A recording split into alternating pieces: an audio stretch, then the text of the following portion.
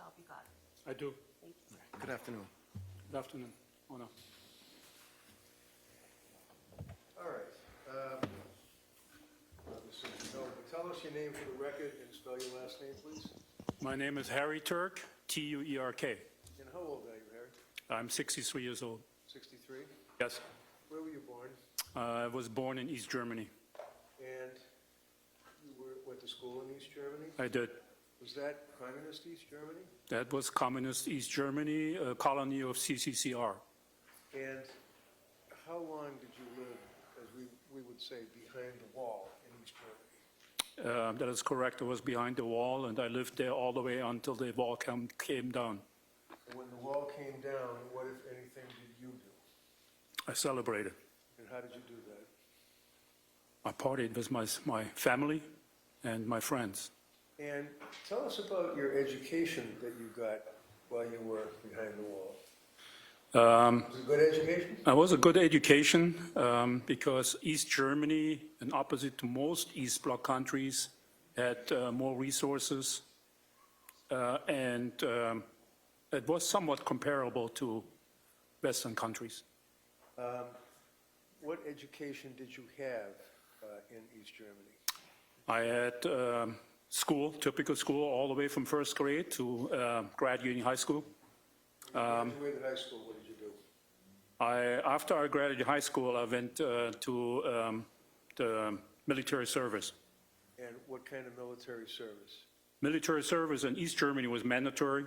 18 months was the minimum we had to serve, and I went to the Air Force. So you were in the East German Air Force for 18 months. Correct.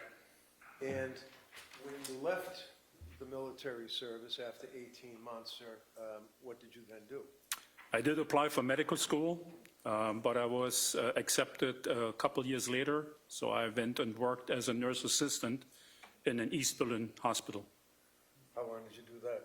for another 18 months. So after you worked as a nurse assistant in an Eastern Bloc hospital for 18 months, what did you then do? I entered medical school in September 1989. Where was 1983, I'm sorry. It's okay. Where was that? That was in East Berlin. And did you complete medical school in East Berlin? Yes, I attended Humboldt University, prestigious university in Germany at this point in time, and I graduated medical school 6 years later, summa cum laude. Okay. What did you do when you graduated from medical school? I entered residency, How long did you have a residency? 5 years, What was the residency in? in urology, Urology? the disease of the urinary tract. Urinary tract. What did you then do to advance your career as a physician? I graduated finished the residency in 1984, and I did 2 years of fellowship. Where was that?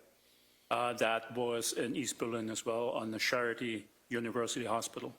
And can you spell that for the stenographer? Charité is a French word, and Charite with a dash above the E. Okay. What did you do then? I became an attending at the Department of Urology at the Charité Hospital. What does an attending mean? What is that? A full-fledged physician that was then training residents, doing responsible work on your own, do surgery on your own.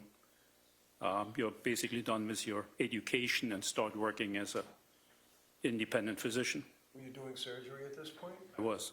Any particular focus? Was it all on urology? I was all on urology, but my particular focus was first on transplant, on kidney transplant, particularly in children, which I did many hundreds of, and after that in laparoscopic and robotic surgery, which I became a specialist. What is laparoscopic surgery? That is summarized as what we call minimal invasive surgery, minimizing trauma to enter the body to actually execute the surgery that you would do with big incisions. For example, I'm sure that many of you are familiar with a laparoscopic cholecystectomy, removing a gallbladder with small incisions. I just didn't remove gallbladders, I removed kidneys, prostate, bladders. Okay. What did you then do with your career at that point? I published a lot. I traveled the world as far as giving presentations is concerned. I did a lot of life surgery because I was one of the pioneers of laparoscopic and robotic surgery. What is robotic surgery? Robotic surgery is the next step of laparoscopic surgery. Laparoscopic surgery requires that you have still the tools in your hand. You're required to require significant dexterity as a surgeon. They are long instruments. They're introduced to what we call ports. So you make a small incision on the skin. You introduce cannulas if you want. They have valves because you inflate typically the abdomen of the human being when you do laparoscopic surgery with carbon dioxide, with gas. And then you introduce long instruments into the body, a camera into the body, you watch on the screen, and you perform the surgery inside the body, a closed body, while watching on the screen instead of cutting the patient wide open to access the same area. And the robot now on top of that replaces the limitations of the dexterity of a human hand. Right. So the robotic device, commonly known here in the United States and the rest of the world, the Da Vinci robot, connects them to these instruments instead of my human hand, and has significantly enhanced dexterity compared to a human hand, while I'll walk over to a console and start manipulating the instrument remotely. I'm not on the body at this point in time of the patient. I'm actually sitting in a corner of the OR room on the console. It's a little bit like a flight simulator. I have my screen, three-dimensional screen, which is another advantage of robotic surgery compared to conventional laparoscopic surgery. And I performed then surgery via the robotic device on the patient connected to the instruments with significantly enhanced dexterity, meaning more accuracy. Now, when did you come to the United States? First time I came to the United States was 2001. Is that when the wall came down? Sorry, what? That when the wall came down? No, the wall came down November 9 to November 10, 1989. Okay. We'll never forget that. Okay, and then you came to the U.S. in 2001? Yes, I did my education, finished my education, became somewhat known in the field of my expertise, and I was asked or requested by the Norfolk Department of Urology in Virginia for 6 months to come there and to help training some of their physicians Is this in the robotic surgery? in laparoscopic and robotic surgery. All right, so this was pretty much cutting-edge medical treatment, is that correct? Correct. And in your career, you stayed in the United States, is that correct? That was for 6 months, and a visiting professorship to teach, again, and several Virginia urologists to pick up that kind of technology. And then I returned to Germany for 1 year, and then I came back to the United States for good. And did you become an American citizen? I did. What year? I believe it was somewhere around 2007 or 2008. Did you speak English when you came to the U.S.? I did not. I grew up in East Germany, which again was kind of a colony of CCCR. Russian was mandatory in addition to German, and I did not speak a word of English when I came to the United States. How did you learn English? I taught myself. Taught yourself. Tell us about your career in the U.S. now at this point. Did you continue on with robotic surgery? Yes, that's why I ended up in the United States. I was offered several positions in several academic centers to advance the technology of robotic surgery and bring it to the United States. I ended up at Lay Clinic. Okay. So at some point you became the chief of urology at St. E's Hospital? That is correct. And chief means that you're the head doctor in that particular department, is that correct? Correct. At some point you were living in the town of Dover, right? I'm pretty much the whole time. The whole time? Once I moved to the United States in 2003, my wife at that time, and Krista? that was Krista, and I moved to Dover and started a family. Now, how long did you live with Krista in 15 years. And you obviously got divorced from Krista. Yes, unfortunately. You continued on with your job, if you will, with the robotic surgery. Yes. Fair to say that you pretty much reached the pinnacle, if you will, of, your career at that point, right? It's fair to say, yes. You had a pretty good reputation among other doctors and physicians nationwide, if not international, right? Correct. And that would be in robotic surgery. Correct. At some point, did you buy the property in Dover? When did you buy that house? You're referring to 29 Valley Road? Yes, I'm sorry, 29 Valley Road. I lived before in Dover, Belden Road, and unfortunately, our relationship ended in a divorce. I loved my children, and I didn't want to move out of the town. I wanted to stay close. Did you stay in Dover? Yes, And that would be the Valley Road house. correct. I bought the Valley Road house to be around Taylor and Nick. When did you move into the Valley Road house? Did you buy it new, or was it somebody else's? It was a new construction, and I bought the house and moved in August 17, sorry, 17. Now, when you were living in August of 2017, you're living in this brand-new house in Dover, right? Yes, It's a beautiful house, right? beautiful house, yes. Love the neighborhood, Yes, nice people, yes. good friends. Yeah, Working in Boston as the chief of urology. correct. What did you do for entertainment? What did you do for excitement? A lot of things. Being a surgeon is a pretty stressful job, and unwinding was important. What did you do? I did a lot of sports. I worked out. I socialized. I loved riding my motorcycles. You had motorcycles? Yeah, Harley Davidson. Davidson? Big fan of Harley Davidson. And in that regard, sir, as a big fan of Harley Davidson, would you agree with me that it became almost your symbol? You wouldn't wear the headgear the doctors wear. You would wear the Harley Davidson leather cap with the logo on it, right? Yes. Now, I'm approaching you with a photograph. What is that photograph? Can you tell us? That's actually taken in my OR, in my operating room, that was designed and created at St. Elizabeth's when I joined that facility. I'm sitting in the operating room. You're seeing me in scrubs.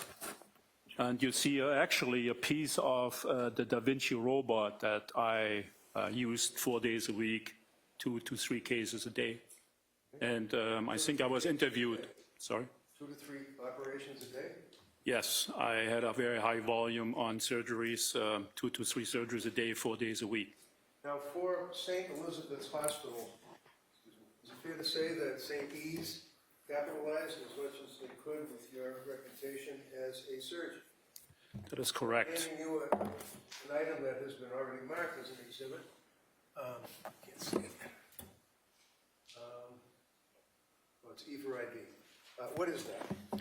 And hold this so the jury's down here can see it as well. So I worked at Lay Clinic, as I said. Sure. So, yes, that's. Sorry.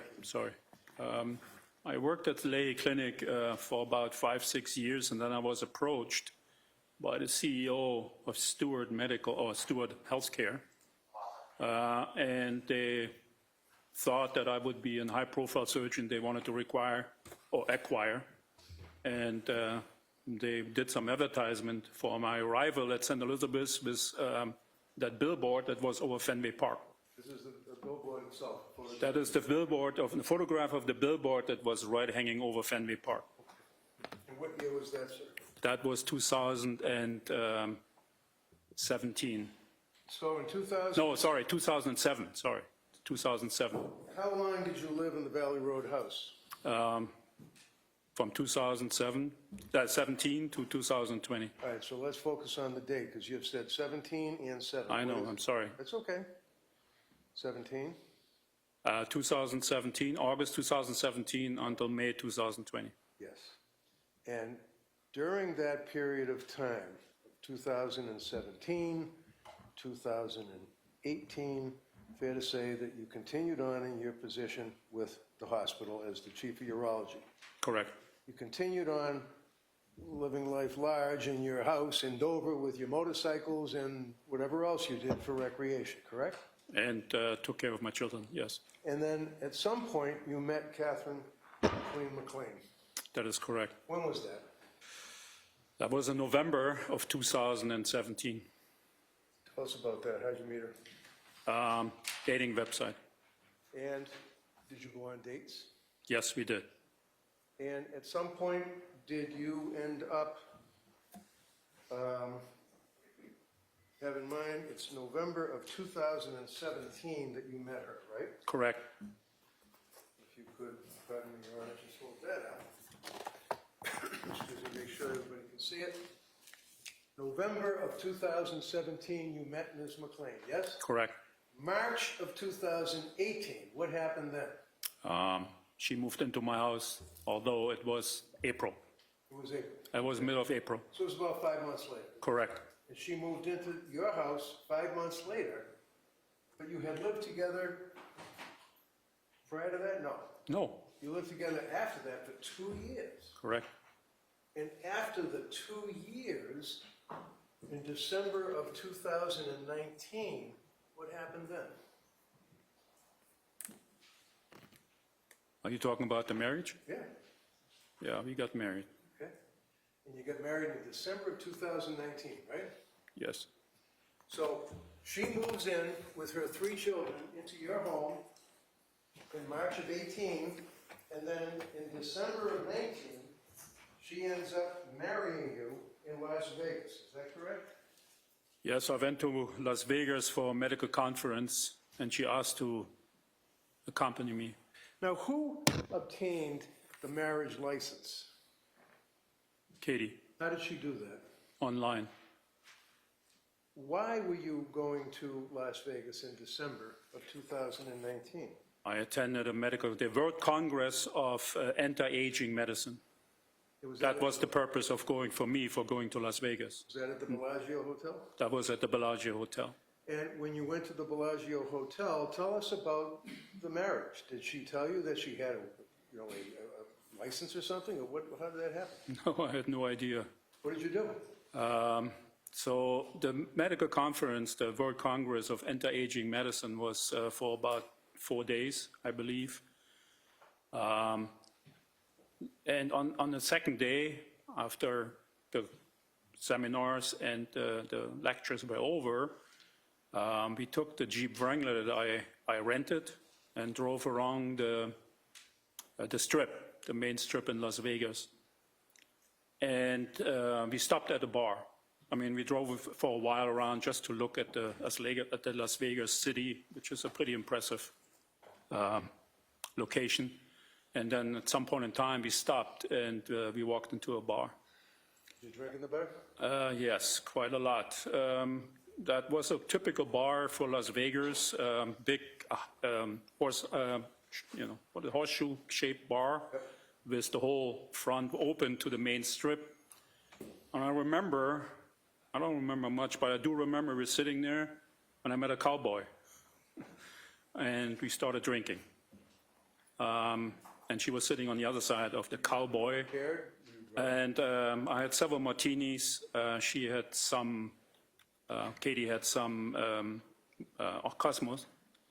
And then all I remember is that I was talking to a woman hanging out of a window. So would that be when you got married? That's what I was told the next morning. And where you got married, was that the Elvis Chapel in Las Vegas? Yeah, the next day I drove one more time by to see what really happened. And it was a drive-in facility where you drive in, you lower your window, a person comes out of the window and marries you. So the person came out of the window. I mean, leaning out of the window, yes. You're in the rental car, right? Yes, we were in the Jeep, I believe. And did somebody marry you, like a minister or a priest or anybody? I don't really remember. I only remember it was a woman. That's the only thing I remember that talked to us. And the next morning I was told I was married. All right. Now, on approaching you with what has not yet been marked for identification. Can you identify this photograph, sir? No, we didn't go there. You didn't go there, okay. How about this? Oh, that sounds looks familiar. Okay. And when you had occasion to get married, do you recall that you actually went into what's called the Elvis Chapel? No, we didn't go in. Again, we were in the car. I never remember that I actually got out of the car. I got married in the car. You got married in the car? In the car. That's Look it what a drive-through chapel is doing. You're not getting out. It's kind of like you're buying a burger. Okay.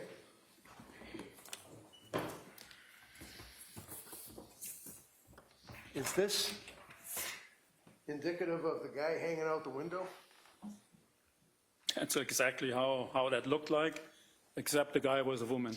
Guy was a woman, but that basically is the drive-through wedding chapel that you went to, is that correct? I'm not sure if it was exactly this one, but it is exactly how it looked. We drove into that area. Somebody was leaning out the window and talking to us. All right. And after the wedding, would you agree, sir, that documentation was obtained to show that you in fact were married in Las Vegas?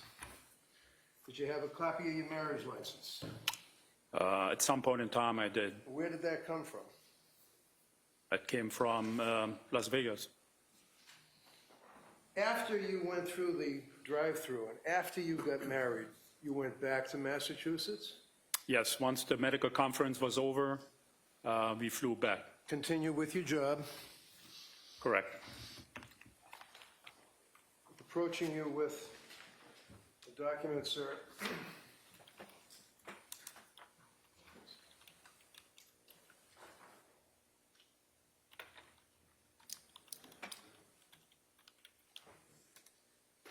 Approaching you with the document, sir. Do you know what that is? State of Nevada marriage certificate. Right off of that, Rob. No objection. Okay, maybe admitted. Exhibit 337. Now, let's fast forward, if you will, to after you were married, did she then move, she was already living with you with her 3 children, is that correct? Yes, she was living in my house for quite some time at that point in time. With her 3 children, correct. So in December of 19, December 14th, Merry Christmas, all that, you get married, right? I get married by surprise. Yes. January 31st, about 5 weeks later, is when you met with Attorney Lascivita, is that correct? Yes. Why did you meet with Attorney Lascivita?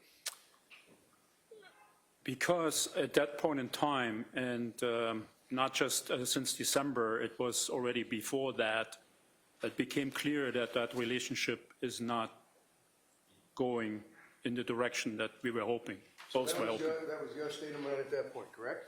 I wanted a divorce, All right, and then you went to see Attorney Lascivita, correct. and did she send you something? She sent me an email. And when she sent you the email, do you recall, as she testified, the date of the email confirming that you met with her, that you were going to get the marriage certificate, and that you were going to divorce Kathleen McLean? Do you know when that letter was, email? That was on the 31st of January. And did you read that yourself? Yes. What, if any, involvement did Kathleen McLean have with your communications with Attorney Lascivita? She did not know. At some point, did she, to your knowledge, find out? She did. How? She went on my phone while I was sleeping, And what did she do? and she looked around and found my email communication with Attorney Lascivita. As a result of that, what, if anything, happened between you and Kathleen McLean? As a result of that, she went to Dover Police and filed for a restraining order. Did she get a restraining letter? she got a restraining order. Is that when the police officer served you with it, testified that you were in your driveway, you were cooperative with the police, but you had your hands on your legs and you're asking? Do you recall the police officer serving you with the warrant? Yes. What do you call it, the restraining order? Yes, I do recall that. It Okay, was, the answer is yes. yes, And did you vacate your home? I had to. Where did you go? First, I didn't know. I was calling some friends, and I ended up with an acquaintance in Dover. That'd be Charlie Lax? That would be Charlie Lax. How long did you stay with Charlie Lax? Approximately 3 weeks. And at some point, you had to leave Charlie's home? Yes. Where did you go? I again scrambled and called several friends or acquaintances, and I finally got a positive answer from Richie Kovitz. And that would be the gentleman that testified here yesterday, right? That is correct. And Richie and his fiancee or girlfriend Carla allowed you to come into where they lived, right? Very grateful that they let me come to their apartment, because otherwise I wouldn't have. Apartment or a condo? It was a kind of a small condo. And you stayed there for how long? I stayed there for approximately 5 weeks. During that 5 weeks, did you stay continuously there, or did you leave to go anywhere? I left in the middle of March to travel to Germany. Why did you travel to Germany? I had a consultant contract with the robotic company by the name of Avatera in Jena, which is a German town in the southern part of eastern Germany. And I wanted to start my job as a consultant to develop a new robotic surgical device. So now, would you agree that you went to Germany and you spoke to a gentleman by the name of Mr. Kupka, who was the managing director of Avatera Medicals, A-V-A-T-E-R-A Medical in Jena, J-E-N-A, Germany? Yeah, it's pronounced Jena. Yeah, okay, thank you. And this was so that you could have a job dealing Correct. with robotic surgery and mobile device management, correct? Correct. How long were you in Germany for? I was there for approximately a week. And did you come back to the U.S.? I had to. Why? COVID hit, and Germany responded just as the United States, a complete lockdown. The company was closed. And also President Trump at that time asked for all U.S. residents to return to America. And you did so? I immediately, after the company closed down and my job was not performable at this point in time, drove to Frankfurt, Main, and took basically the last flight that was available to America. When you got back to the States, sir, where did you stay? When I came back, I stayed in Norwood, in a hotel in Norwood. That was my only option at this point in time. And at some point, sir, this is when the pandemic struck, is that right? That was the high point of the start of the pandemic, where we had no idea what is going on. Did you ask people, for example, did you have occasion to ask Mr. Kovitz if you could go back and live with him? As soon as I arrived in Newark, What's your answer, yes or no? yes, All right, now, what did you say? as soon as I arrived in Newark, New Jersey, coming from Frankfurt, I called Richie and said, hey, listen, I had to come back. Can I come back to your condo? What did he indicate to you? And he said, sorry, Harry, I can't take you in. Did he say why?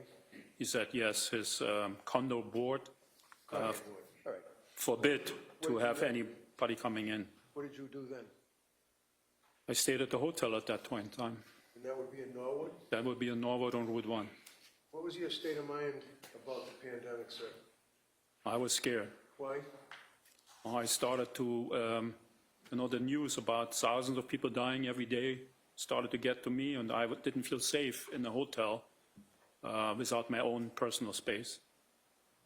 I believed I potentially belonged to the risk population of being 58 years old and not being safe, not being exposed to the environment. What did you do about that? Sorry, what? What did you do about that?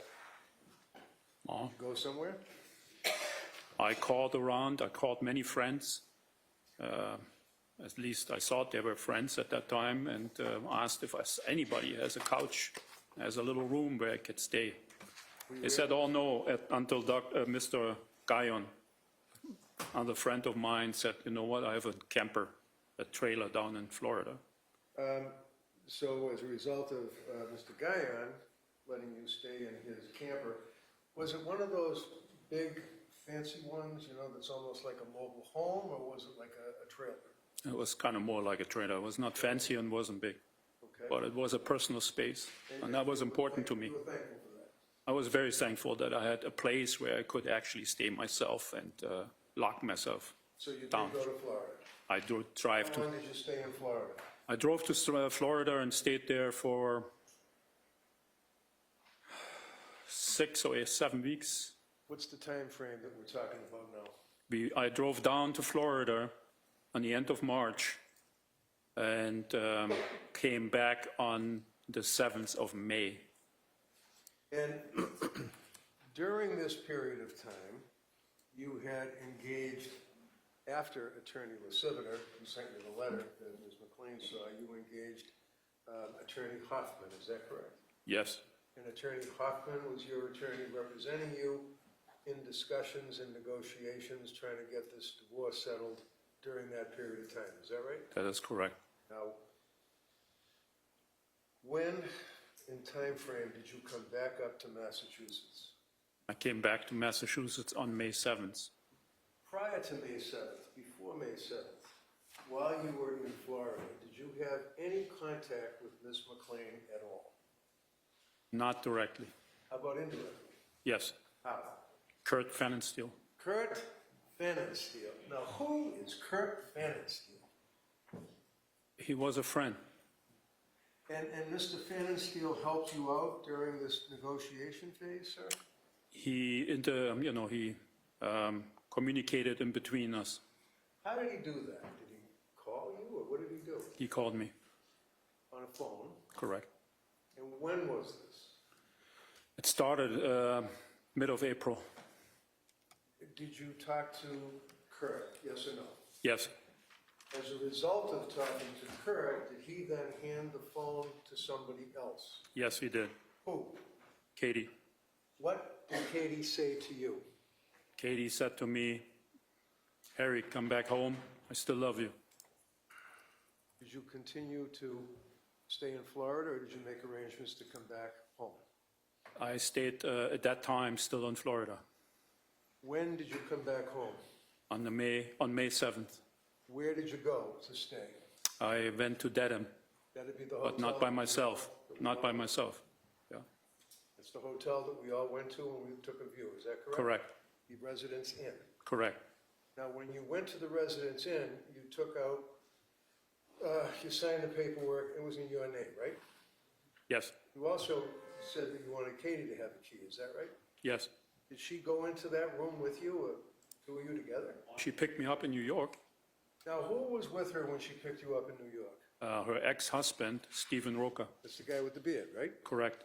Now, what was your state of mind when you saw Mr. Roca driving the car when they picked you up in New York? I was, Objection. Rephrase it, please. Sustained. You had seen Mr. Roca before that day, correct? yes, You had seen Mr. Roca picking up his children to visit with them prior to that, right? Objection. Overall. yes, And where did Mr. Roca park his car when he'd pick up his kids? on the street. And yes or no, did you have conversations with Kathleen McLean about Mr. Roca, yes or no? Many. And how would you describe the relationship between Kathleen McLean and Mr. Roca while you were married to her, observing him picking up his children? Objection. Sustained in that form. So you were surprised that Mr. Roca was with her? Correct. Mr. Roca drove the car.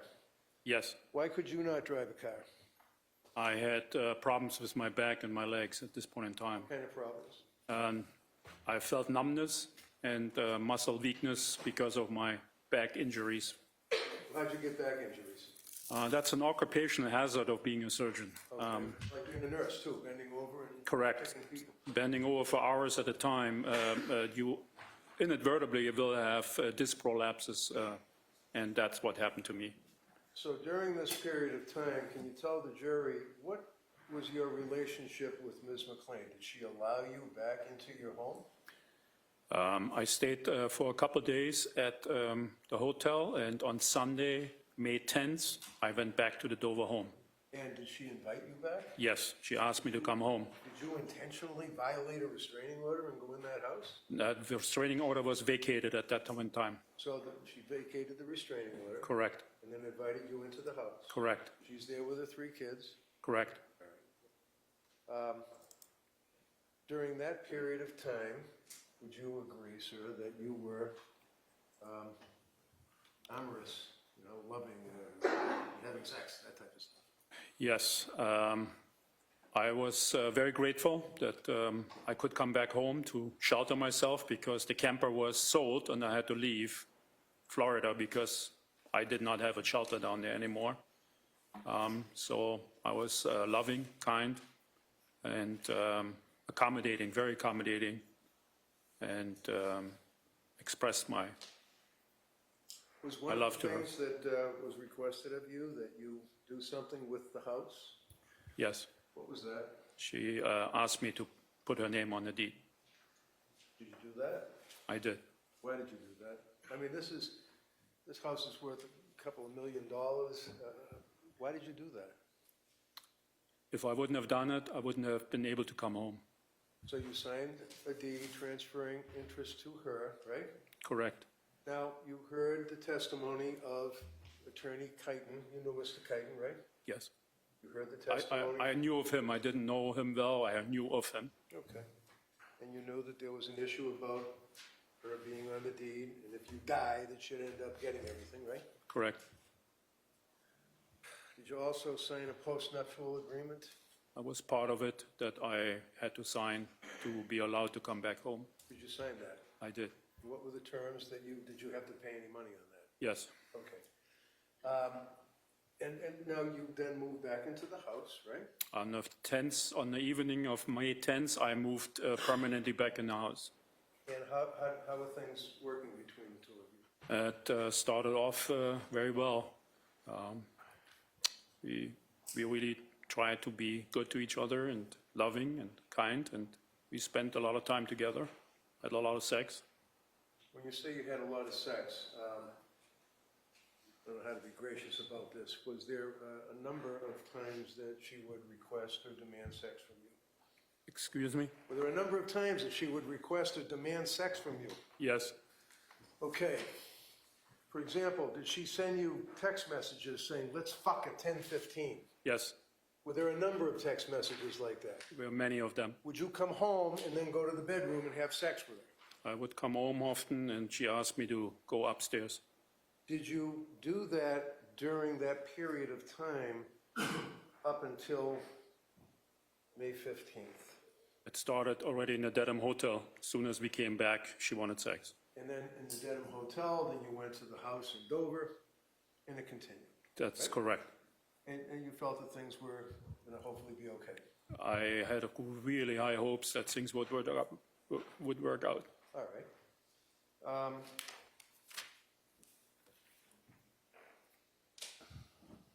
After she vacated the restraining order and got you back into the house, do you recall the evening of I believe the 15th of May, 2020? I think you mean May 14th. The 14th, I'm sorry, it's been a long day. The day was beautiful, was nice. I worked in the yard. Actually, with Sam and Grace together, we cut out grass that was yellow from Cooper and What's replaced Cooper? it. Cooper is our dog. What kind of dog? He's a yellow lab. So we cut out grass. I went before to Home Depot and bought sod and replaced the yellow spots in the backyard with new sod. And in the afternoon, I took a break and Katie started making martinis. Did you start drinking? Yes, I Both of was. you? Sorry? Both of you? Yes, she drank Cosmo and I drank martinis. Did you then, the two of you and the children, engage in any activities? Yes, after 2 or 3 martinis, we had dinner as a family in the kitchen on the family table, which was nice. And after that, Katie, Sam, Grace, and I played a board game by the name of Game of Life. And what time did you finish playing the board game? Did the kids then go somewhere after playing the board game? We played after dinner for probably 2 hours, kind of estimate, and we finished probably around somewhat 9 p.m. And then Sam and Grace went upstairs to their rooms, and Katie and I continued to have some drinks and went to the family room watching TV. Okay. Now, have in mind that she was living with you for 2 years, then you guys get married for about 5 weeks. All of that period of time, she had her 3 children living in the house. Did you make improvements to the house? Just A lot. like what? I built a pool in the backyard because she wanted a pool. I finished the whole backyard with walls, the cabana, fireplace, because she wanted to have parties in there. She was a very social person, and she wanted to have parties in the backyard, so we built that for about, I built that for about $250,000. Did you also have the gym in the basement and the movie theater in the Well, basement? we finished the basement because Katie asked me to have an office in the basement for her work. And I said, okay, I'm going to build you an office, and let's finish the rest of the basement as well. So, on that evening that we're talking about now, after the board games and after the kids went downstairs to do whatever they're gonna do in the movie theater or whatnot, where did you and Katie then go? After we watched TV or Yeah, after the game? Came and after the kids went downstairs. Excuse me, can you repeat again? After the game, After the game, we went to the family room and watched TV. right. How long did you watch TV for? Approximately 2 hours Where did you go? in the bedroom. When you got up to the bedroom, what were you wearing? If you remember. I don't remember, T-shirt and jeans probably. What, if anything, did you and Katie do in the bedroom? She wanted sex. Did you have sex? We did have sex. Now, you've seen a spot of blood on the bed, a round spot of blood on the bed. Do you know where that came from? Yes, Where? she had a period. And was that something that you had seen before the 15th?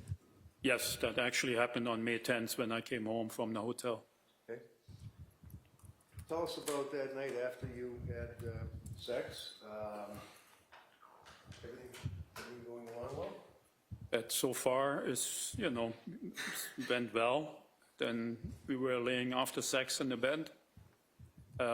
She was reading something and I was looking on my phone. What happened then? I told her that I saw a text from Kate Kelly. Who's Kate Kelly?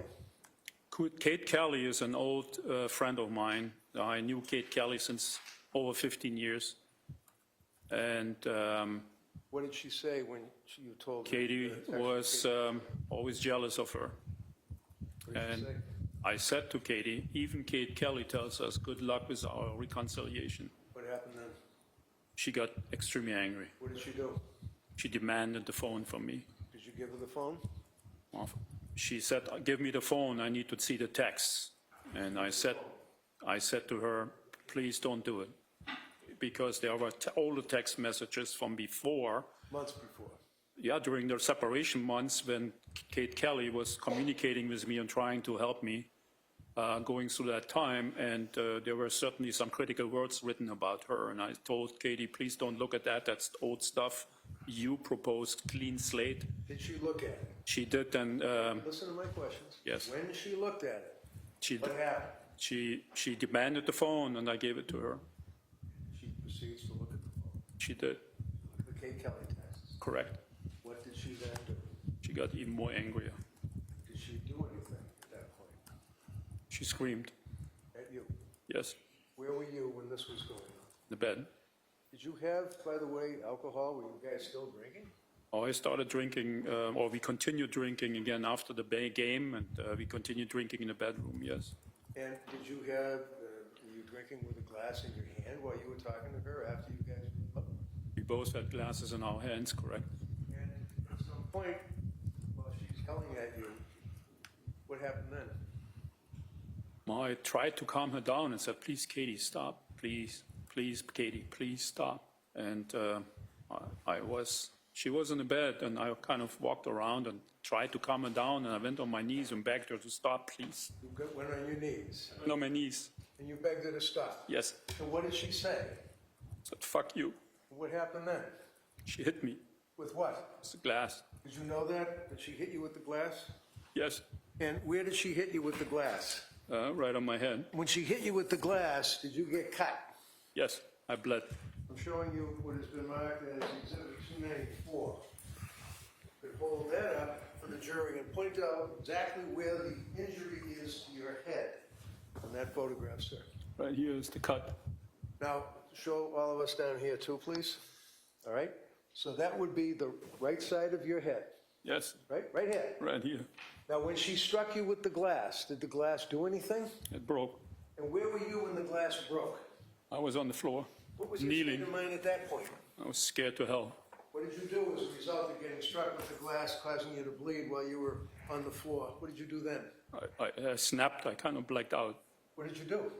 I grabbed her Where? on the neck. How? Did you say anything? Oh, What did she do? she just flailed around, and then she kind of flailed around and fell. We fell on the floor together, I think, because that's when I came out of my blackout. That's where we were on the What floor. happened then?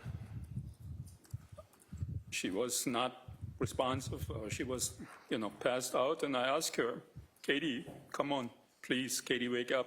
Please, Katie, wake up. Did you realize she wasn't waking up? She didn't wake up. What did you then do, sir? Lifted her up and put her on the bed. What did you then do? To be comfortable, and then I tried some CPR on her. Did that help? It didn't work. What happened then? I was just sitting there and crying. What happened then? I panicked. What do you mean you panicked? What did you do? I tried to figure out what to do about that situation. What does that mean? What did you want to do? I wanted to kill myself. What happened then?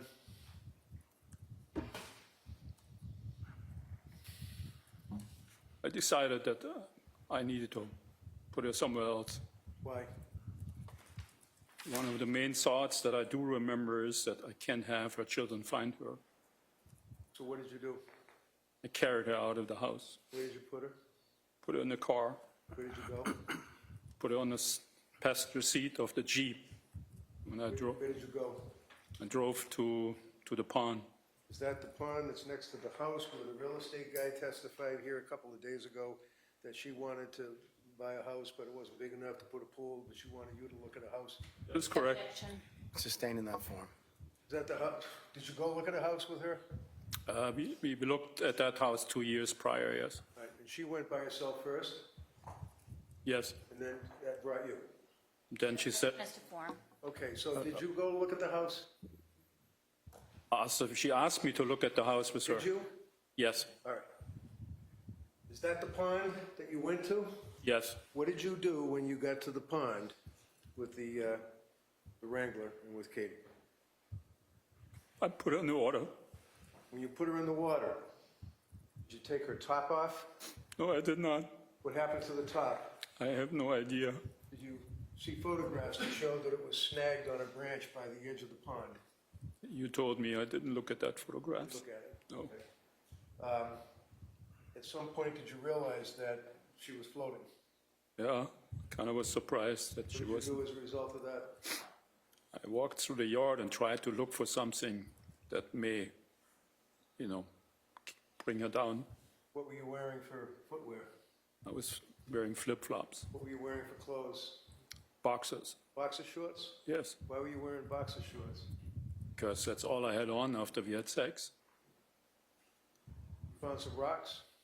I stumbled through that yard and looked for something heavier, and I came across that rocks, yes. That's what you used to weight it down. Well, I ultimately used that rocks, yes. And where did you go? I drove to the hotel. Okay, Well, after you drove to I the... tried to drive to the hotel, yes. Sorry, Prior what? to going to the hotel, before going to the hotel, did you go anywhere else? I realized I forgot my phone, and I wanted to say goodbye to some friends, and I went back to the house and get my phone. So you went back to the house with your sandals and your underwear, and you walked back into the house, sir? Yes, and that time I also put clothes back on, yes. Now, when you were walking into the house, strike that, when you were leaving the house, if at all you noticed anything, did you notice any marks on the floor? Oh, I carried it in front of me. I didn't see anything. All right, when you went back to the house, did you have occasion to see if there's any marks left by your footwear on the floor as you went up the stairs to get your phone and go back down? It appeared that way, that there was something there, yeah. Did you get your phone? I did get my phone. What did you do with the phone once you got it? I first drove to the hotel, I think, and I texted goodbye to some friends. Texted goodbye to your friends. Yes. What friends did you text goodbye to? As far as I remember, I saw he's a friend, Kurt Pfannenstiel, and then some other friends. Is that when you said to Kurt that you apologize and you're sorry and she was a devil and she played us all and love you, Harry? Yes. Now, what did you then do? Did you go to the hotel? I went to the hotel, although I don't remember a lot of that stuff. I was very intoxicated at that point in time. So now, at the time that you had the glass smashed against your head and had the argument with Ms. McLean, were you intoxicated at that point? Yes. And when you left the house and then went to the hotel, I think there's been some photographs that showed a Glenfiddich Scotch, is it Scotch whiskey? Whiskey. Yes. On the passenger seat of the car? Did you That's drink out what of the that? picture shows, yeah. Did you drink out of that? Yes, I drank so much because I just didn't want to deal. I was just shocked. There's a knife that's underneath, up against the back seat of the car. Do you recall that knife? I saw a picture of a knife on. Where'd that come from? We typically had knife in the car in the glove box as a tool. to So that use. wasn't a weapon or anything like No, that? no. When you went back to the hotel, what happened? If you remember. I tried to kill myself. How did you do that? Tried to cut myself. Where did you obtain the knife to do that? I don't know. It must have been there in the kitchen. I'm showing you what's been marked as Exhibit 296. You recognize that, sir? Yes, What is that? left wrist. And you still, to this day, bear scars? I with have, linear lines? A big scar right here. And this was what you did to yourself? Tried to cut myself, yes. And Kill that myself. would be the knife that was depicted on the table with the blood on it, right? I assume so, yes. I don't really remember much of that. Now, when you were admitted to the hospital, the medical records would show that one of the observations that were made is that you were attempting suicide by alcohol poisoning. Do you recall your state of inebriation when you went into the hospital, if you even remember? I was gone. I don't remember any of that. Okay. Do you remember being in the hospital? When I woke up, Do you remember the police coming to talk to you? yes. And when you spoke to the police, what was your condition when you spoke to the police? Were you awake? Were you aware? Were you tired? What did I you was feel? totally hungover. I had a massive headache and I was very confused. I was shocked about the whole thing. Actually, I was shocked that I woke up. I didn't want to be there. I didn't want to live. So you spoke to the police. We heard your statement to the police, correct? I spoke to the police, yes. At the time that you had the glass smashed off your head, cutting you, causing you to bleed, and you came up with your hand and grabbed her with your hand by the throat, did you intend to cause her harm and kill her? No. Oh, never.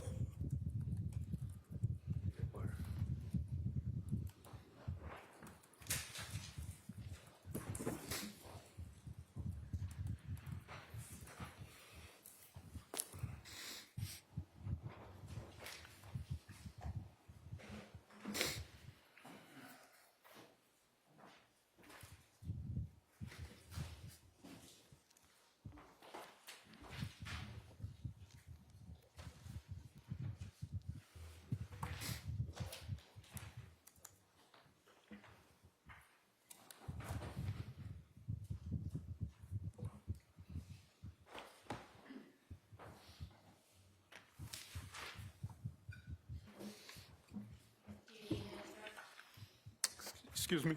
Do you need a minute? Oh, I'm good. I'm good. So you met Katie on Bumble, That's correct. and she was kind of a free spirit, right? Very much so, yes. She was a Reiki practitioner. She called it Reiki, but it's not what she really did. She called it Reiki, but that's not what she really did. No. She considered herself a healer, She was a medium, a psychic. and she considered herself a healer. I'm not sure about that. She helped people. She connected people with dead family members, yes. And her clients felt that she had a healing power, right? Excuse me? Her clients felt that she had a healing power. She helped her, by connecting with dead family members, yes, And she had many friends who were devoted to her. yes, And in May of 2020, she had 3 children. yes, Sam was 13, yes, Grace was 17, correct, and Sophie was 18. yes, And Sam had just enrolled in the Landmark School, right? yes. And the Dover Public Schools were paying for that. I helped with that, yes. Well, that wasn't my question whether you helped. What I said was that the Dover Public Schools were paying for the Landmark School. That's correct. And Katie loved being a mother. Most of the time, yes, She was devoted to her children. most of the time. And her friends and her family were right to be surprised when she was missing, right? Objection. All right, sustained, rephrase it. You were asked about that in the interview, right? Do you recall that? Ask about what, please? About that she wouldn't just leave her children, right? Oh, she did. So in the beginning of the interview, do you recall the interview at the hospital with Sergeant Krakowski and with Detective Gonski? I don't recall all of the interview, sorry. You don't remember all of the interview? No, I remember Do pieces you of it. remember the section when Detective Gonski said she wouldn't just leave her kids? Page 32? Can I see it? Sure.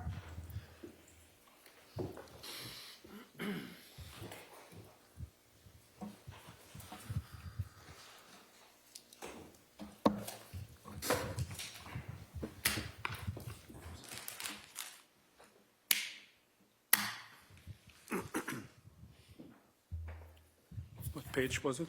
32.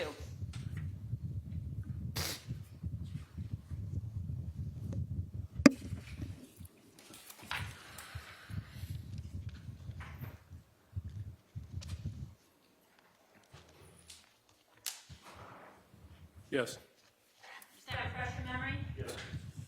And Detective Gonski said she wouldn't just leave her kids. And you said right. I said no, You agreed with Detective Gonski she wouldn't just leave her kids. yes. And it's not unusual when someone's getting divorced that one person has to leave the house, right? No, not by restraining order, I don't think so.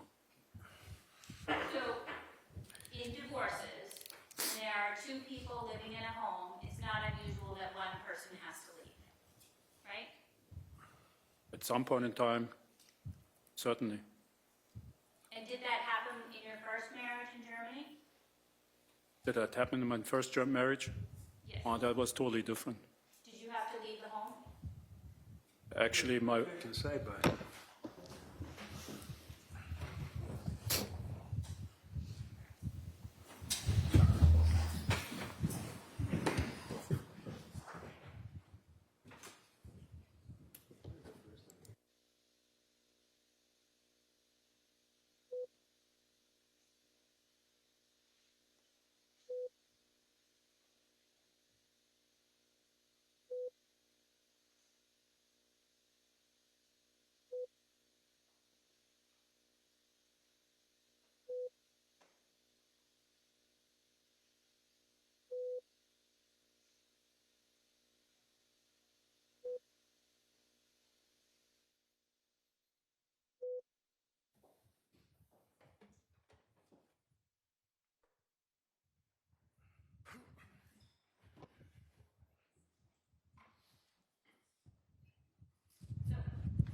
divorced in Germany, right?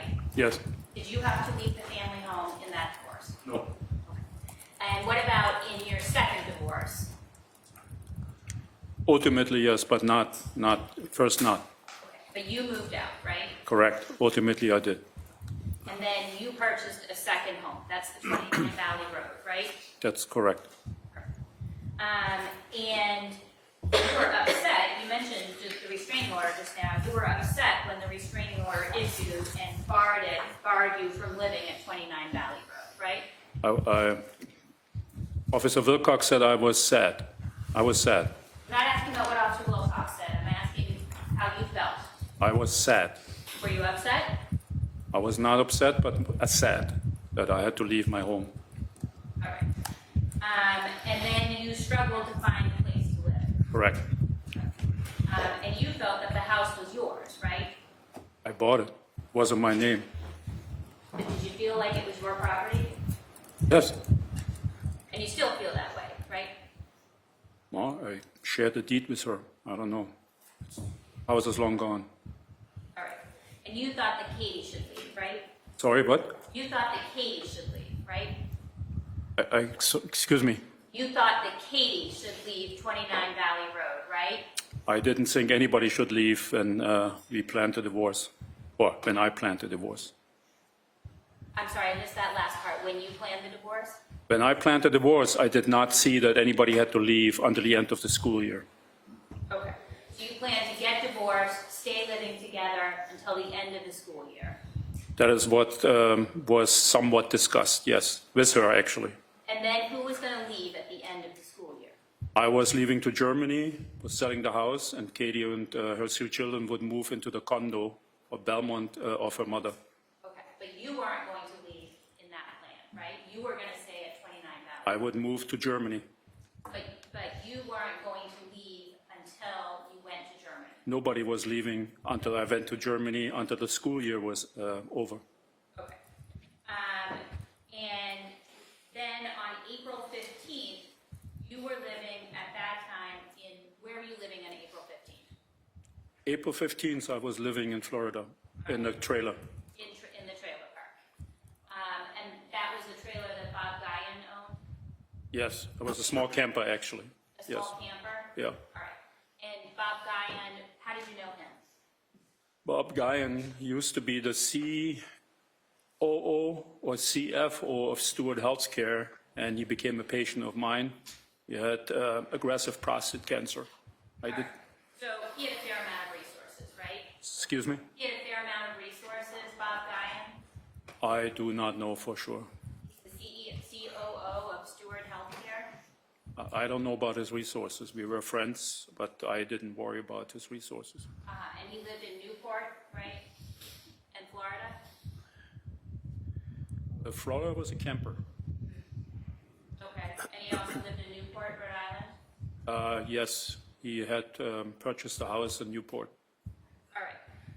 And this camper, it's not like a standalone camper. It was at a particular over 55 area, right? It was a standalone camper. But it wasn't a standalone camper in the sense that there were no other campers around it, right? No, it was a camping ground, an RV ground, or a RV park, something like that. And there were trailers also? There were other campers, RVs, and there were some few, I don't know how you would call them, cabins. It's over 55 community? I do not recall over 55 community. There was a pool, That was closed at the time because of COVID. but there was a pool? It was closed. I'm not asking if the pool was open or closed. I'm just There was a asking pool whether- without water, yes. I'm sorry, I just want to make sure you're understanding my There was a pool without water. It was empty. It was closed up. Nobody was allowed to go to the pool because of, nobody was allowed to congregate because of COVID. We were all by ourselves in the campers. Okay. But this isn't a camper in the middle of nowhere. This is a camper that's part of a planned community, right? Yeah, but the community didn't exist at the time of COVID. Nobody was congregating. Everybody was staying in their own campers because COVID and the shutdowns and everything just demanded that. We didn't hang out together. I was by myself You were by yourself in Florida, in the camper, yes. in the camper. Okay. You weren't happy in that situation, right? I was scared. Were you happy? No, All right, so you weren't happy, no, you were scared, yes. and then you said that you wanted to reconcile with Katie, right? Kurt Frenenstiel called me before that. Kurt called you before that, and so you're testifying right now that it was Katie's idea that you should get back together. Kurt told me that Katie let him know that she believes that, she wants me to come home, or she missed me, she missed the family, and he just wanted me be aware of that. And this is prior to April 17th, that's what you're testifying to? Yes.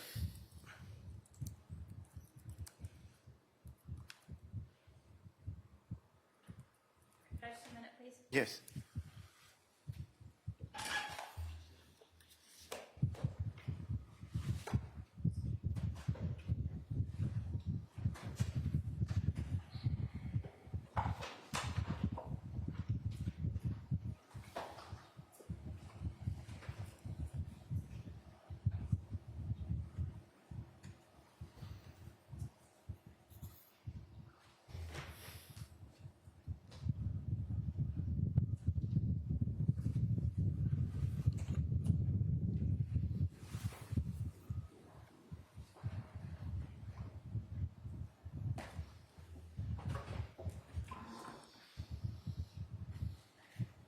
We'll come back to that.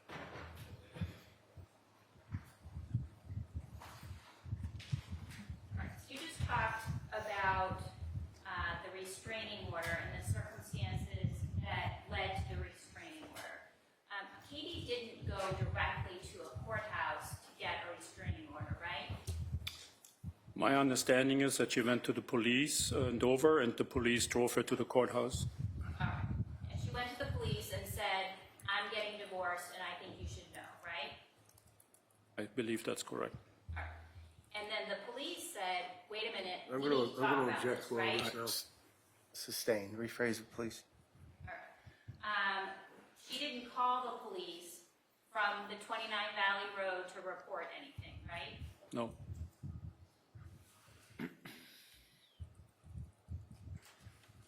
And after the conversation that she had with the police, then that was when she went with the police to the district court to get the restraining order, right? that's my understanding. And then after that, that's when the Dover police took out the charges, right? Yes, And part of that led to a no contact order as well, right? correct. That no contact order was in place on May 15th of 2020, right? Correct. And that was something that you were concerned about when you went back to 29 Valley Road in May, right? No, by that time, the restraining order was vacated. The restraining order was vacated, but the no contact order was in place, right? I'm not sure. And you took efforts to make sure that you were only driving the Jeep back and forth to the hotel, right? I wouldn't call it that took efforts. It was the fact that Katie came with the Jeep to pick me up on Sunday night on the 10th, and then we drove the Jeep back to the house, and then though we had just the Jeep at the house. But first you went to the hotel because the Mercedes ended up at the hotel, right? When Katie picked me up from New York, we went to the hotel, yes. In the Mercedes. Correct. And then you drove back and forth between the house at 29 Valley and the residence inn in the Jeep, right? No, You didn't drive back and forth between the house and the hotel in the Jeep, no, okay? And you wanted to make sure that the neighbors knew that the restraining order had been vacated, right? Katie wanted to make sure. Well, you texted Katie and told her to make sure that the neighbors knew, right? I believe she did that before, but I asked her, hey, do the neighbors know that it's okay to be here? And she said yes. Because you knew that there was still the no contact order, and you didn't want to get into trouble with the court, right? That is true, yes. And part of signing the post-nup was so that you could get back in the house, right? That was the main part. you wanted to resolve the divorce, right? It was part of the post-nup. Okay. You wanted to resolve being able to be back in the house, I wanted to have safe shelter, yes. all right? And then there were provisions about getting the girls through high school. Correct. There were provisions about selling the house There was, yes. and about your retirement accounts. I don't remember that, but if you say so, yes. All right. And you divided up the motor vehicles too, right? Excuse me? You divided up the motor vehicles too? No. In the event of a future divorce, you kept the Mercedes and were responsible for the maintenance costs, and she kept the Jeep? I'm not sure. If you say that it's on there, then it's probably true. I don't remember about the cars. I just remember that she put that post up in front of me and said, please sign, otherwise you can't come home. And there was never any provision in there, or alimony was not going to happen, right? That wasn't part of it. I'm not sure what, if that was part of it. It was about the house deed, about staying there for 2 years for Grace to finish high school, about her getting money, and of that stuff. Sorry. And you told the police in the interview that you agreed that she should feel secure in the home. That was part of the post-nup agreement, correct? And you told the police that you agreed with that, right? Yes. I wanted to make things work, yes.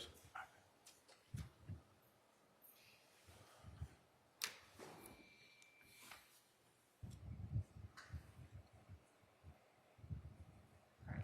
Your bedroom is a very large bedroom, correct? Yes. And it would have been easy to walk out of that bedroom, right? I'm not sure if I understand what you mean. At the point that you were having the argument with Katie, it would have been easy just to walk out the door, right? That's an option, certainly. You also could have locked yourself in the bathroom. Yes, You could have locked yourself in the big walk-in closet. yes, You didn't do any of those things. that is correct. And you weren't afraid of Pete at that point in time, right? I was afraid of being thrown out again. She threatened me to be thrown, that I'm going to kick you out of the house. She asked me, get the fuck out of my house. So you were afraid that you were going to have to leave 29 Valley. I was afraid of dying of COVID. You were afraid of dying of COVID, and you were afraid of having to leave 29 Valley. I was afraid of dying of COVID. And there was some mention in one of the emails that you had with Mr. Hoffman about how you thought that maybe you had COVID. You recall that? I was negative. You actually didn't have COVID. How tall are you, sir? 6'3". How much did you weigh in May of 2020?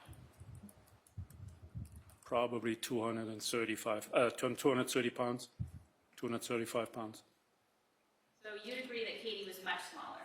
Yes, She wasn't nearly as strong as you were, right? that is correct. And you knew that. Yes, And you've had some pretty significant medical training, correct? yes, You're a board-certified surgeon. correct. And in medical school, you had courses in anatomy, right? Yes, You're aware of the structures of the neck. absolutely. Some of those have been discussed during the course of this trial. Excuse me? Some of those have been discussed in the course of this trial. What? Discussed. Discuss, Testified. yes. And you're aware of where the arteries are. The carotid arteries? Any arteries in the neck. You're aware of those are, where they are. Yes, And you're aware that if the brain isn't getting enough oxygen for any reason, death occurs. if I'm not intoxicated, I know that, yes.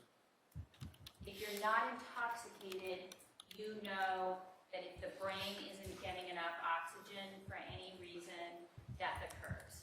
Yeah, when I'm not drunk, I know all that, yes. But when you are drunk, you don't know that if your brain doesn't have oxygen, you die. Probably do. probably do what? I do know, but anyway, yes, That's a basic medical concept, right? yes, And certainly it's important to protect the airwaves so that suffocation doesn't occur as well, right? that's correct. And you know how to perform life-saving measures. Yes, You've been trained in CPR. yes, And you didn't tell the police, however, that you performed any CPR on Katie, right? no, And you were aware in May of 2020 that if you had called 911, that medical professionals could have come and helped Katie as well. yes, And you didn't do that. no,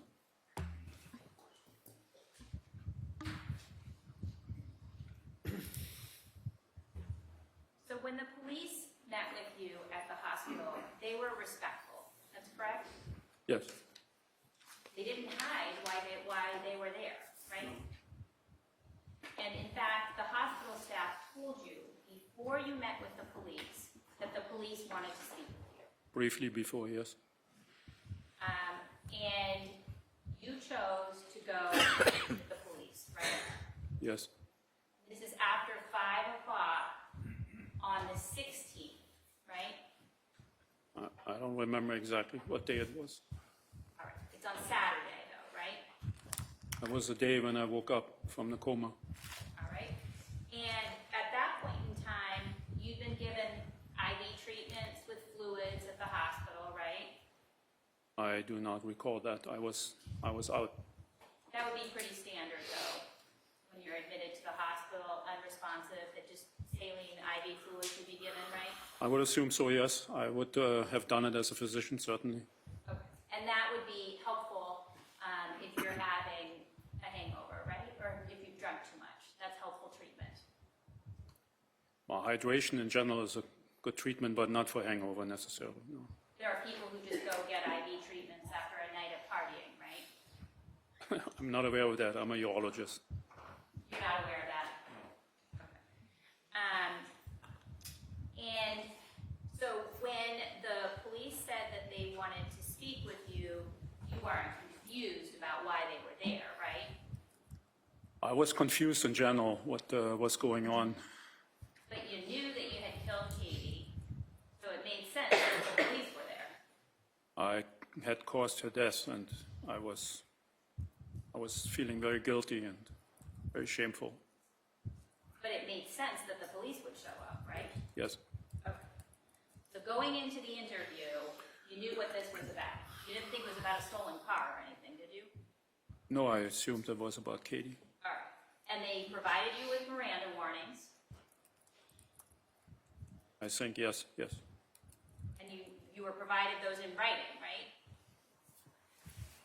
I think I signed something. You signed something, right? Yes, yes, And they were read to you, I believe so. Yes. and you understood them, right? Again, I was not in great condition, but I said Whether or okay. not you were in a great condition, you understood those basic Miranda warnings, right? I'm not sure. You're not sure. No. Okay. If I really understood what was explained to me, You told the police you understood, right? I signed what they asked me to sign.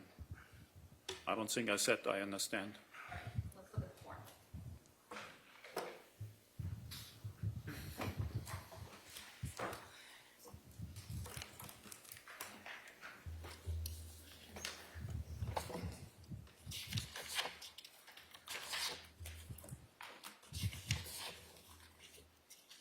Exhibit 280, Sorry. 280. Thank you.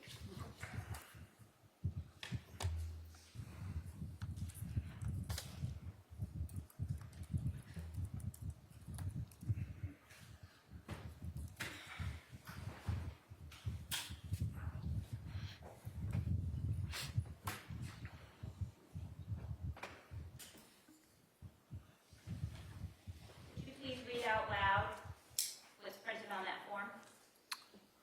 The whole thing from the beginning. The whole thing. Commonwealth of Massachusetts, Office of the Norfolk District Attorney, State Police Detective Unit, waiver of Miranda.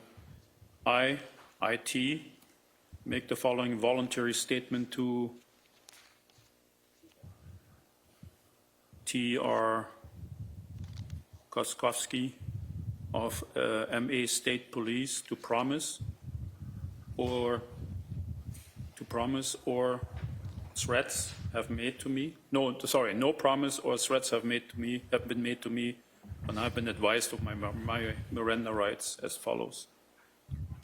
Number one, that I have the right to remain silent. Number two, that anything I say can and will be used against me in court of law. Number three, that I have the right to talk to a lawyer or to have a lawyer with me while I'm questioned by the police.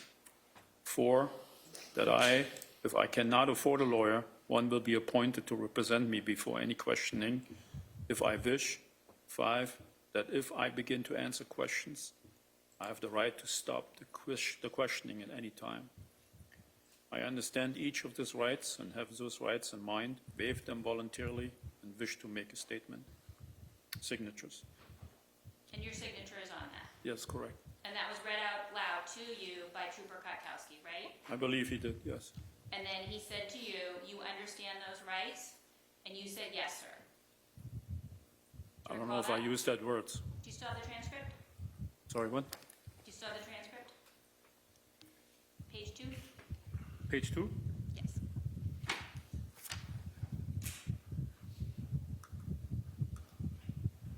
You understand those rights? I said, yes, sir. All right. And then Trooper Kotkowski followed up and he said, all right, having heard your rights, do you wish to have a conversation with us? Yes. And what did you say? Saying yes. All right. And in fact, you availed yourself of one of those rights at a certain point in the interview, right? I did what, sorry? You took advantage of those rights, correct? I'm not sure what you're You asked for asking. a break. I asked for a break, yes. And what happened? I went and discharged my bladder. You got a break? Yes. And in the beginning of the interview, you didn't provide a lot of information about where Katie was, right? Correct. You didn't tell them that you had killed her. I don't know if they asked that at that time. They didn't just start the interview by asking that question, right? But when they said, do you know where she is, what did you say? I don't know. And you said that a lot, right? Yes. And you remembered what had happened at that point in time when they were speaking with you, right? Remembered of what, sorry? You knew what you had done, I did remember some of what happened, yes. but you said that you didn't remember an awful lot, right?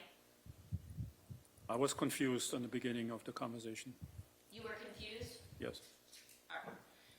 Were there things that you actually did remember that you actually just didn't tell the police? I'm not sure what you're referring to. Well, you knew that you had killed Katie, I have caused her death, yes. and you said that you didn't remember, right? Probably. Again, I don't recall all the conversation. At some point in time, I admitted everything. Okay. At some point, you admitted a lot of what happened, but in the beginning, you said that you didn't remember the night, correct? There was a lot of haziness there, yes. But what you said to the police is that you didn't remember the night, right? Again, in the beginning, I wasn't all there. It got better with time. So you're saying that your memory got better during the conversation? I think it was 3 hours, so I got more and more out of the hangover. The hangover improved? Yes.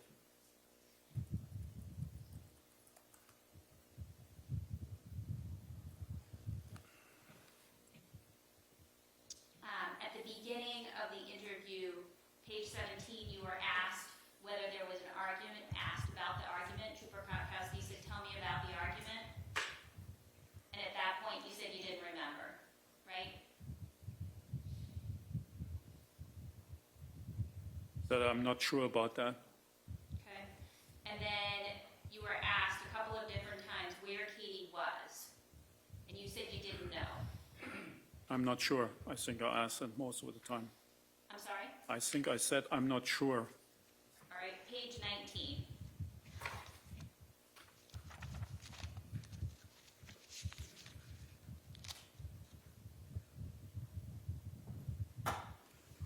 Trooper Kotkowski says, where can we go find her? And you said, I don't know. Yes, I see that, yes. Okay. But you did know. You knew where she was, right? It came back to me, yes. No, when you were having that conversation at that point in time, it's about, 28 minutes into the interview, you knew where Katie was, right? In principle, I did know, yes. In principle? I do remember, yes. I did remember, All right, you just didn't want to talk about it yet, right? probably. And a little bit later, page 33, the police asked,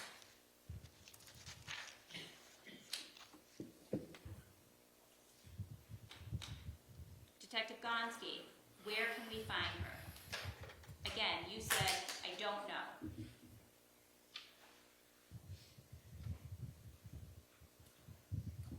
Yes, And this is more than an hour into the interview at this point in time, right? I do not recall. I just knew it was a long time that I was asked. They asked you how you got the scratches, right? Yes, And you said you didn't know about that either. that's correct. You said you didn't remember going to the hotel, right? Yes, And you said you didn't know whether you were trying to harm yourself. I didn't remember much of that, correct. But that's what you said, that you didn't remember whether you were trying to harm yourself. I didn't remember. And now you have a clear memory that you were trying to harm yourself. I got a lot of my memory back, yes, You got your memory back? yes.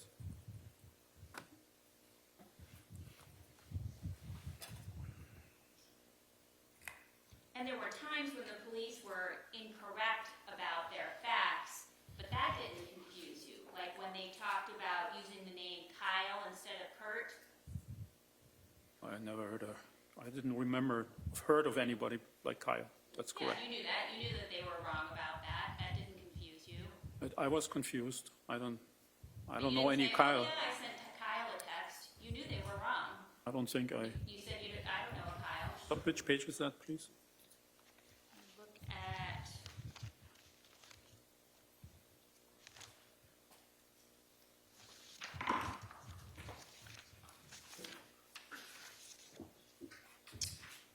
page 30. 30?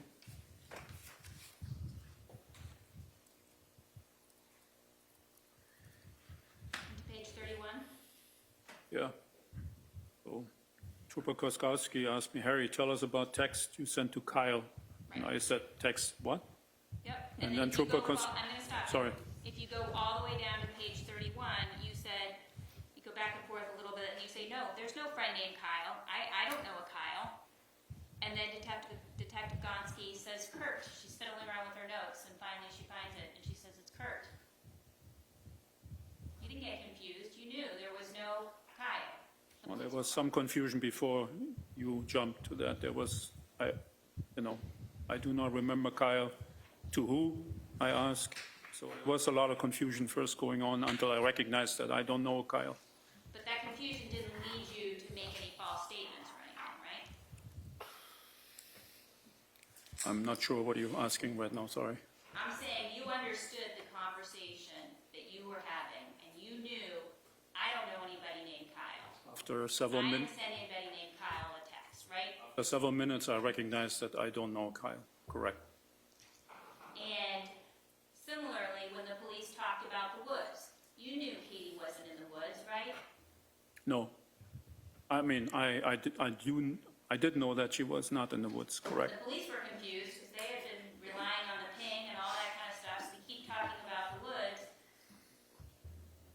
But you knew she's at the pond. Yes, And still the police were patient with you. yes, They repeatedly requested information, but you understood that that was reasonable considering the circumstances, right? Can you repeat that question, please? You understood that them repeatedly requesting information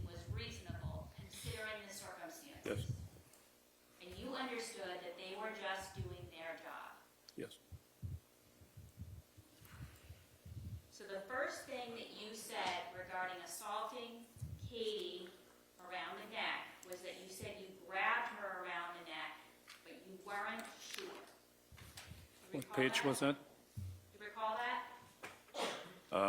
I would need, can I look at the page, please? Page 44.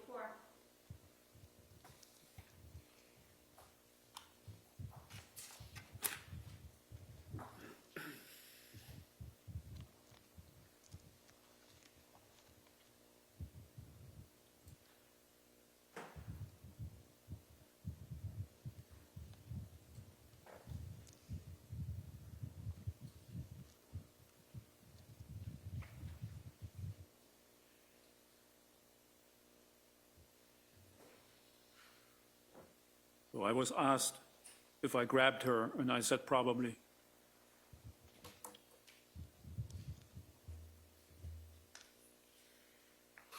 And then later on page 44, you said, I think I grabbed her around the neck, I believe, but I'm not sure either, right? I'm not sure. I think I grabbed her around the neck, I believe, but I'm not sure either. All right, this is over 2 hours into this interview with the police, and this is the first time that you are talking about grabbing Katie around the neck, right? I'm not sure how long that was in, but yes, it took a while that I And you said did that. not say that you grabbed her with one hand, did you? I wasn't asked. But you were given a lot of opportunities to speak in this interview, right? But I knew that I grabbed her with one hand. I'm not asking you what you knew. I'm asking about what you told the police. I grabbed her. I think I grabbed her, I said to the police. You think you grabbed her what? I said, I'm not sure. I think I grabbed her around the neck, I believe, but I'm not sure either. And you don't say anything about one hand at this point, right? At this point, no. In fact, in the entire interview, you never said one hand, did you? That was never really specifically asked. Again, you were given a lot of time to speak, right? Yes. There were very long pauses at certain points in time. Yes. And even at the end of the interview, you were asked, was there anything else that you should be talking about? And you didn't bring it up then, did you? It was logical to me. I didn't realize that, again, I wasn't asked about the specifics. I just told her I grabbed her, I think. And it's right after you say that you grabbed her around the neck that you asked for the break, right?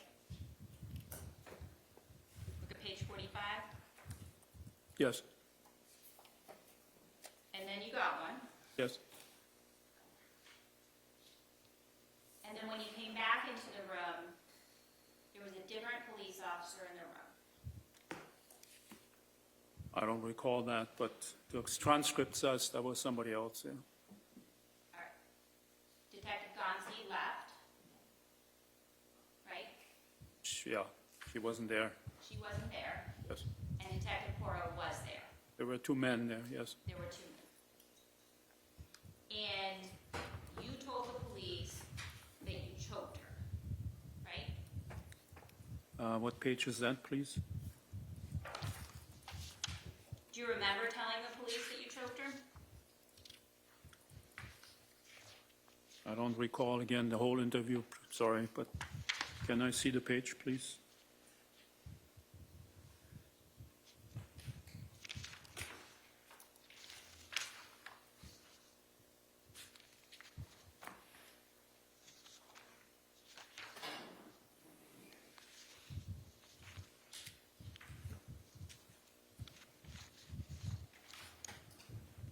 Sixty-one.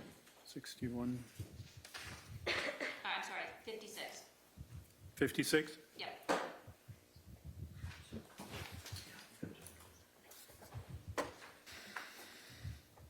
I said, I think I choked her. Right? And then you told the police that she passed out. Right. And you said she was fighting first, and then I was continuing, and then she passed out, and I realized we went too far, probably. Which is that, please? 56. 56?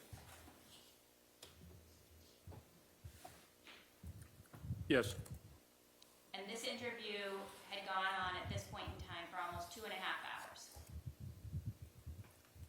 Is that correct? I really don't recall time.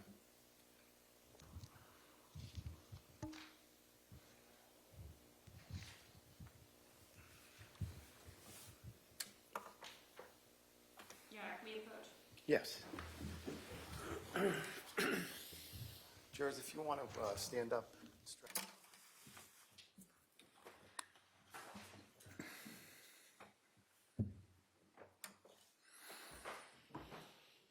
All right, yesterday when you testified on direct examination, did you testify that Katie initiated the reconciliation of your marriage? No, I did not. Okay, so you initiated the reconciliation of your marriage, right? I formulated them the letter after I was informed that there is interest on the other side to come back home. You were informed by whom? I believe by Kurt Pfannenstiel. All right, and did you say yesterday that there was a text message? No, I said it was a phone call. Out of the blue, a phone call, Kurt texted you out of the blue? Well, I don't know about out of the blue. He called me. He called you and you weren't expecting the phone call? He was my friend, so I'm not sure if I'd expected or not. He called me at some point in time and mentioned that she is missing the family. She's missing you. And And that's what made you write the letter? that was one part. There was certainly another part in there involved. When did Kurt call you? I believe on the same day or the day before. I'm not 100% sure. Same day or day before what? When I wrote that instruction to Attorney Hoffman to reach out to the other side. All right, but you're aware that Kurt sent you text messages in March that you didn't answer, correct? I do not recall that. Okay. Do you recall Kurt sending you a text message on March 19th? Harry, where are you? I hope you're doing well. Again, I do not remember specifically the message. I know that we were in touch from time to time. Okay. Kurt would check on you while you were at your various locations after you left 29 Valley Road. Occasionally, he will check on me, yes. Okay. And then on April 17th, he texted, Harry, please let me know that you're okay / alive, right?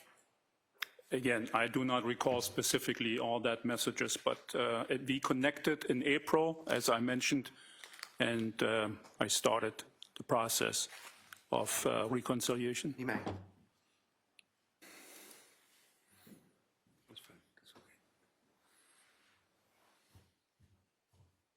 right, so handing you your communications with Kurt, I'd ask you just to look at page 15, or we can look at all the pages if you want.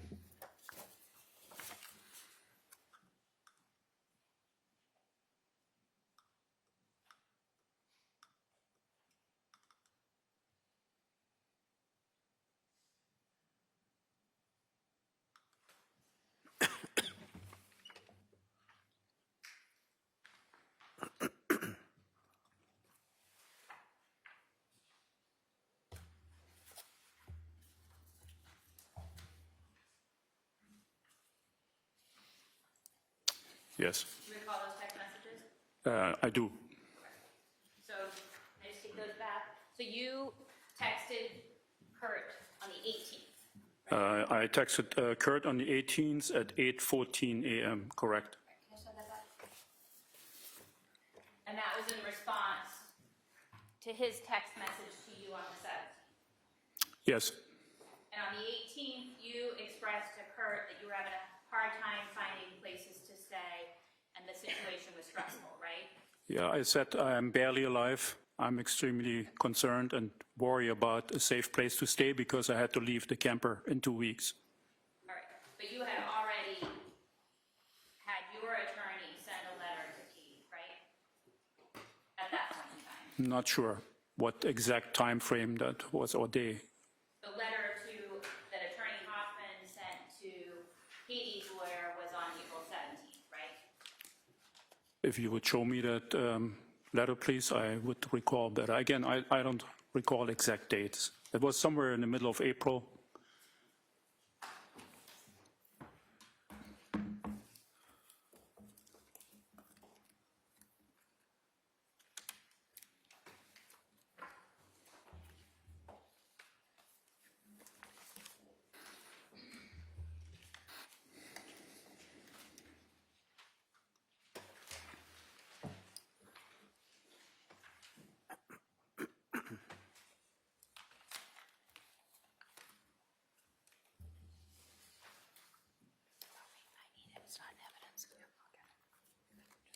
Could we have a minute, please? Yes.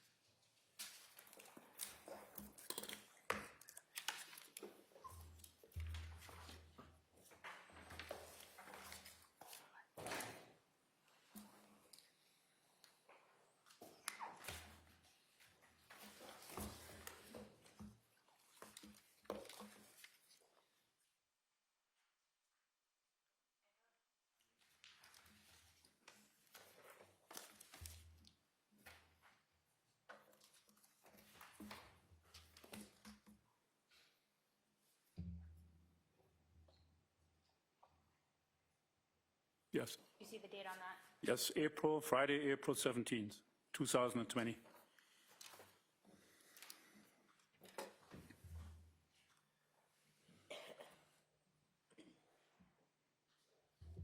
And you resumed texting Katie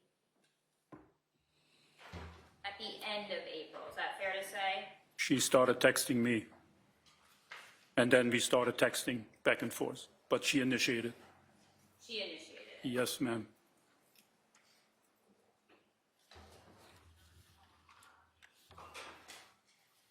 And you texted about situations in terms of the pandemic and kinds of shopping deficits there were, right? To understand the context, we had a phone call before initiated by Kurt Fenstiel. I'm not talking about who initiated what, right? I'm just talking about the topic of conversation that you and Katie covered in your text messages. So you texted about how you couldn't find toilet paper, right? I believe so, yes. Couldn't find bleach. Yes, There were bars you wanted that she was going to help try and find in Massachusetts. There were a lot of different topics that were covered, right? correct. And contained in those also were topics including expressions of love, right? Correct, By you and by her, correct. all right? And in fact, at the end of April, Katie thanked you for wanting to get back together. Thank you for reaching out and repairing this, right? Correct. And you thanked her for forgiving you and for agreeing to put the beautiful family back together. I did. And you also texted about your sexual relationship, right? Sorry, what? You texted about your sexual relationship. Yes, And that was an important part of your relationship, right? that was a very important part yes, from her side on the relationship, yes.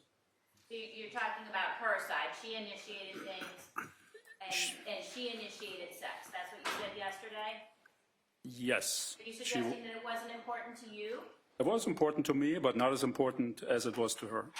Okay, and that's an important distinction to you as you testified here today? It was an important distinction because at my age at that time, when I met her, I was 57, I was surprised to meet a woman that had a higher sex drive than myself. All right, and at this point in time, that's an important distinction to you to point out as well? No, I just responded to your question. Well, you responded to Mr. Reddington's questions yesterday on this point as well, right? Well, he asked me about texts that she sent to me, let's fuck at 6:15 p.m. or something like that. And there's nothing wrong with a woman initiating sex, right? Not in general, no. All right, and there's nothing wrong with a woman initiating sex with her husband either, right? Not necessarily, but the frequency was sometimes a little cumbersome. Difficult for you. Yes, I was a little older.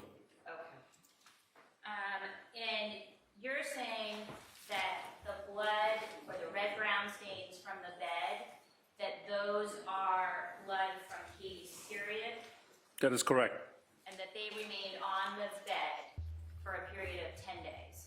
No, not 10 days. All right.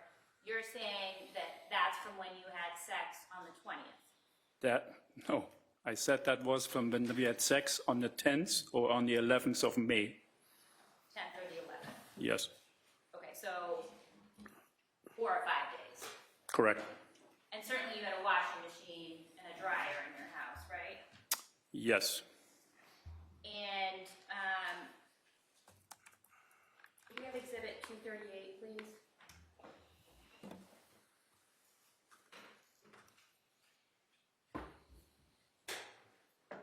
You can see the washing machine and the dryer in this picture, right? Yes, I bought that 5 years before. All right, and there's a suitcase there, Correct. some folded laundry. Yes, Is that a suitcase that you took to Florida? that's correct. And that's your laundry that you were doing? Doing? Not necessarily. Okay. Take that down, please.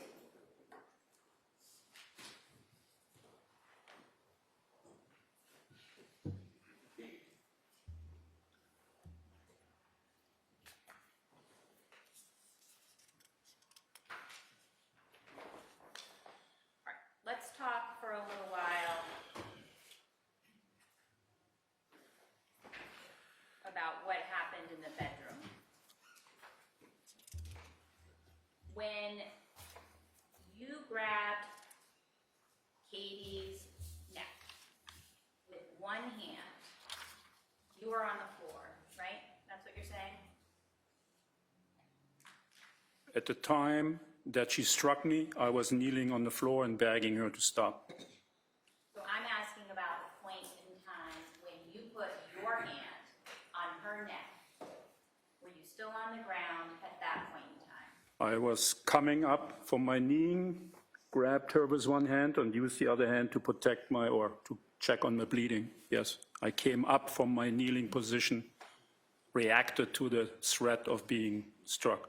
So you were standing at that point in time? I would say I was half standing toward the standing, probably. I don't really recall all that. I was pretty drunk. All right, we'll talk about how drunk you were later, but I'm just trying to understand what you remember now about your position. I You could. were half standing, half kneeling. Katie was on the bed. How was she positioned? She was sitting on the bed edge, as far as I remember.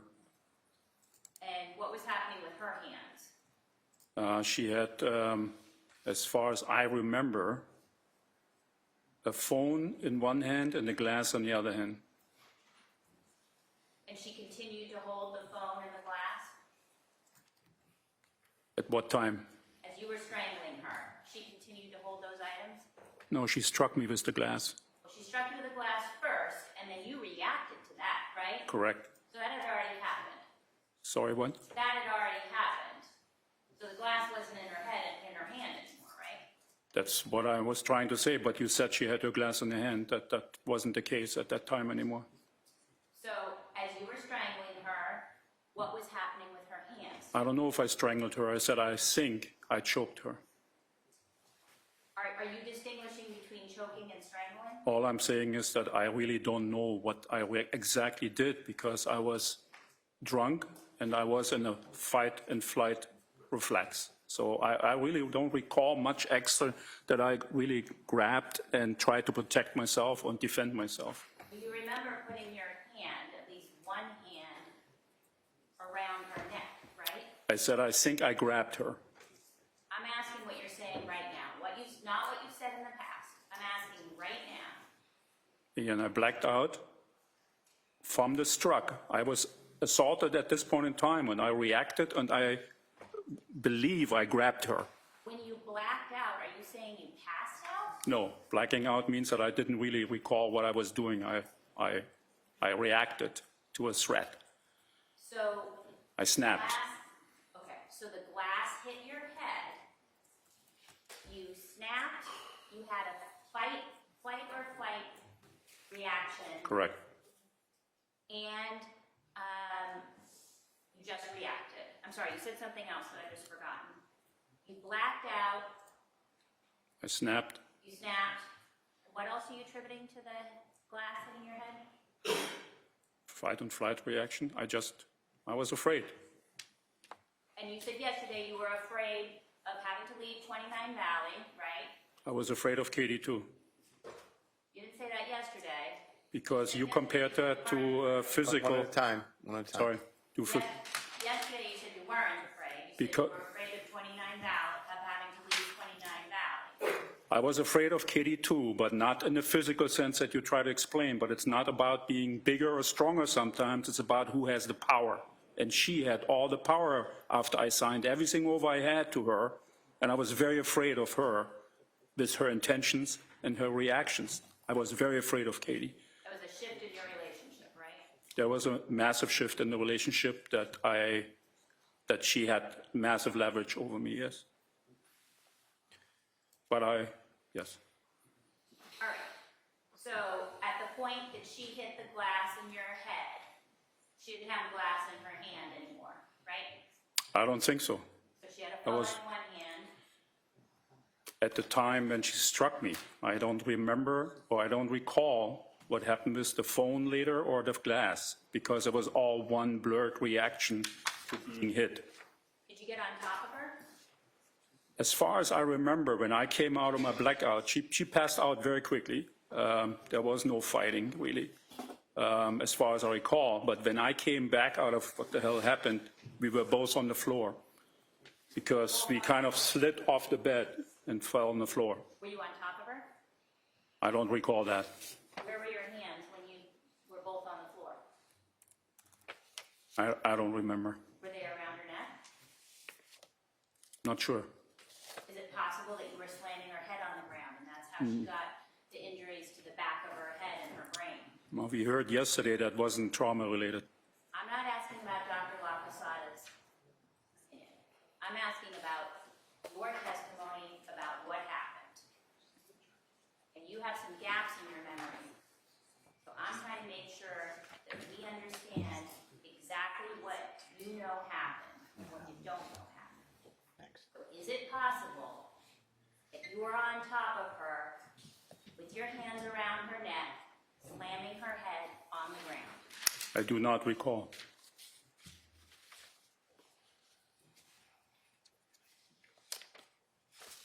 Is it possible that she put her hands on your hands in an effort to remove them from her neck? There were no defensive wounds on Katie and no defensive wounds on me, so no.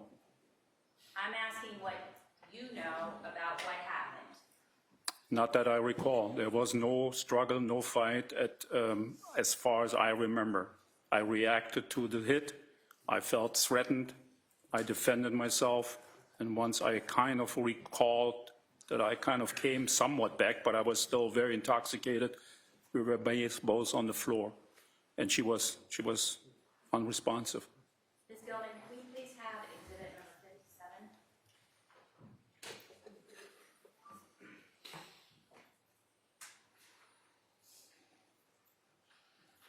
Could you zoom in, please?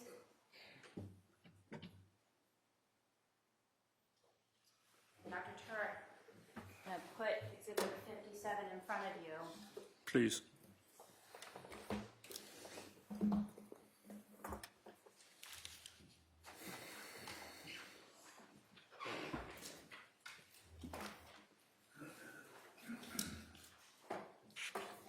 Yes.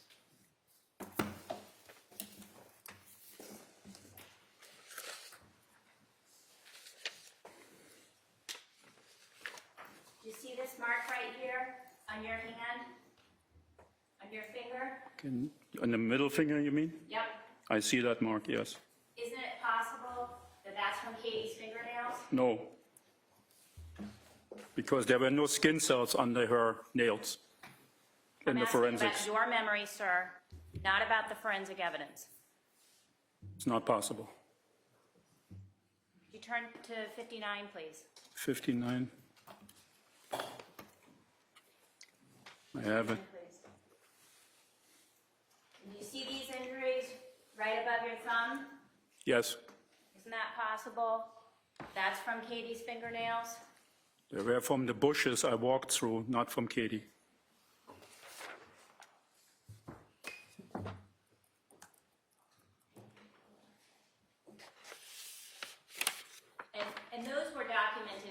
police, right? I believe so.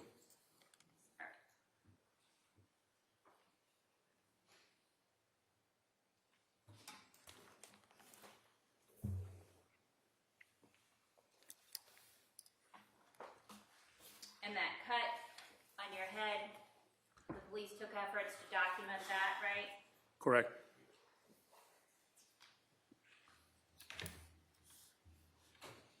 Can I have the lights back on?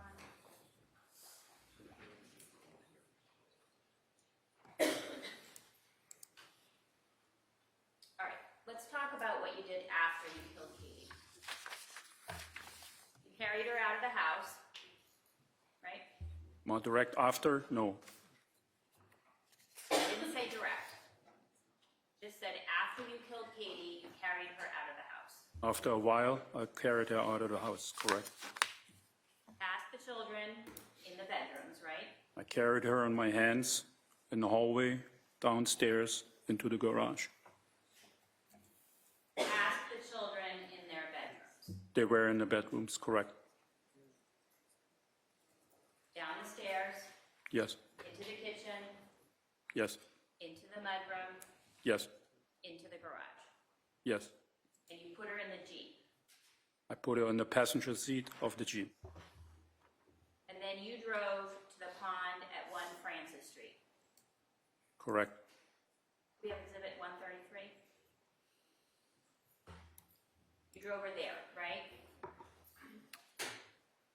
I don't think I drove with the Jeep exactly there. That's right on the water. There were bushes. You couldn't drive there.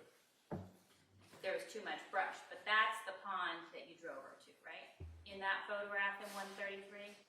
I put her in the pond on 1 Francis Street, yes. You had been there previously. Excuse me? You had been there previously.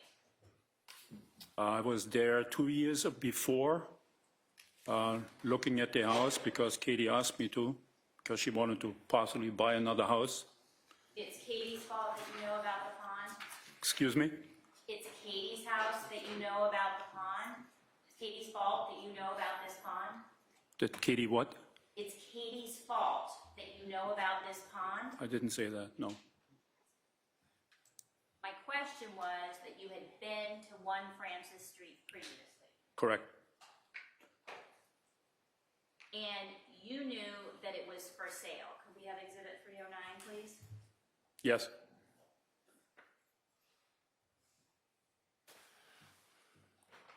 So you knew it was unoccupied. Yes. You pulled all the way up. Sorry? You pulled all the way up next to the house. I do not remember exactly how far I drove into that property. I don't know. You told the police in the interview that you pulled all the way up, right? I was struggling with memory when I gave that interview. All right, should we get the transcript?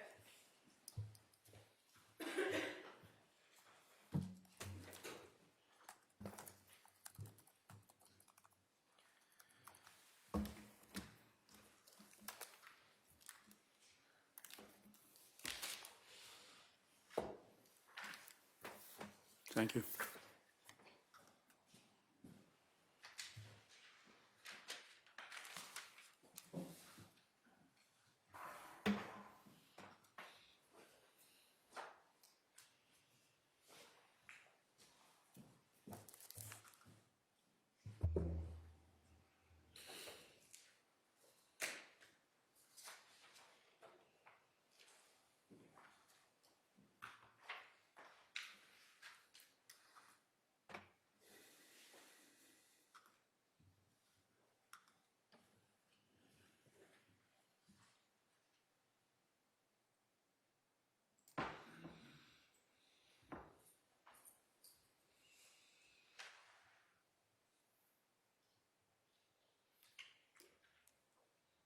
Can I just have a minute, please, Your Honor? Me.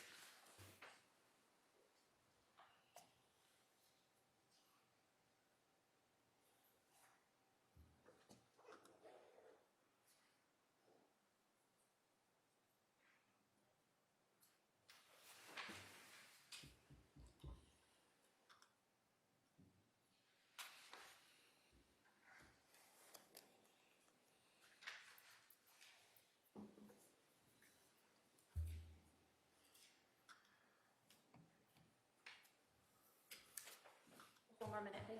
Yes. All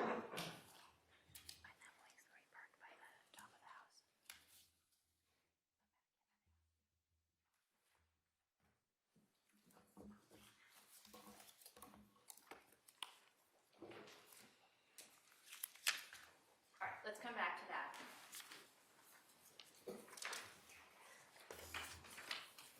Certainly you'd agree that you didn't want to be seen putting Katie's body into the pond, right? That wasn't a concern of mine, I believe. That wasn't a concern of yours? I didn't think about all that, no. You Didn't. thought about where to put her, right? I was thinking about not having her being found in the house by her children, yes. And you decided that the pond was the place to put her? It took me a while. I was in panic. I couldn't really remember much of anything that happened, and I tried to figure out, where to go. All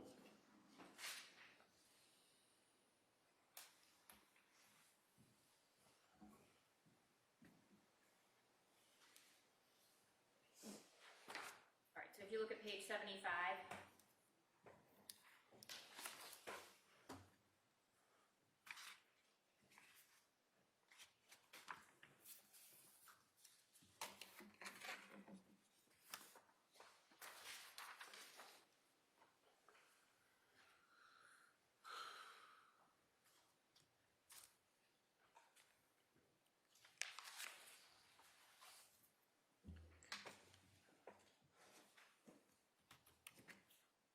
that's where you're talking about the garage, right?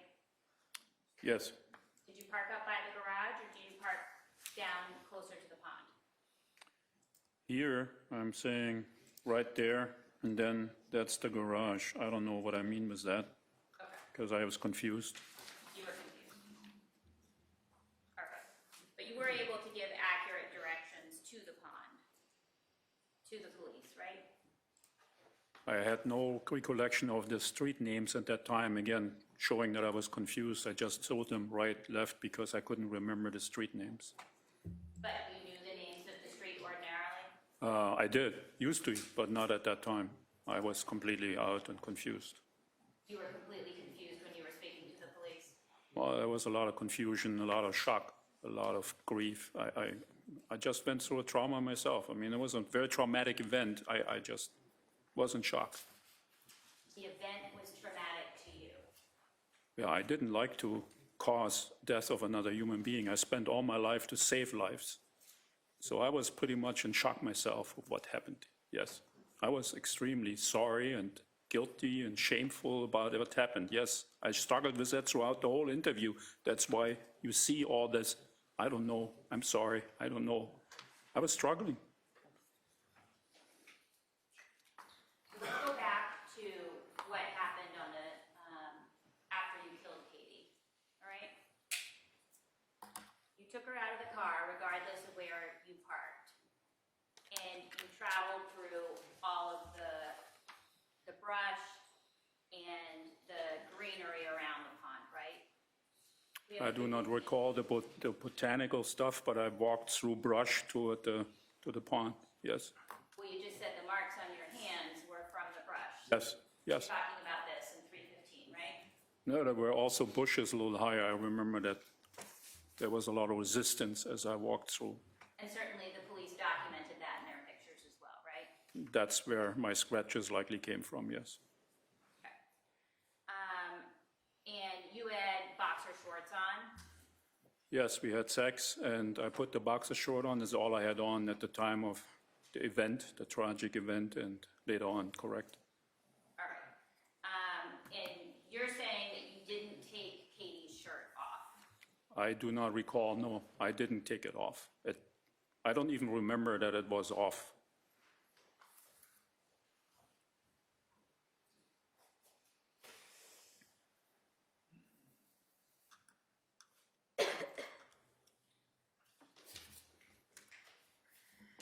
So I'm showing you what's been marked as Exhibit 308.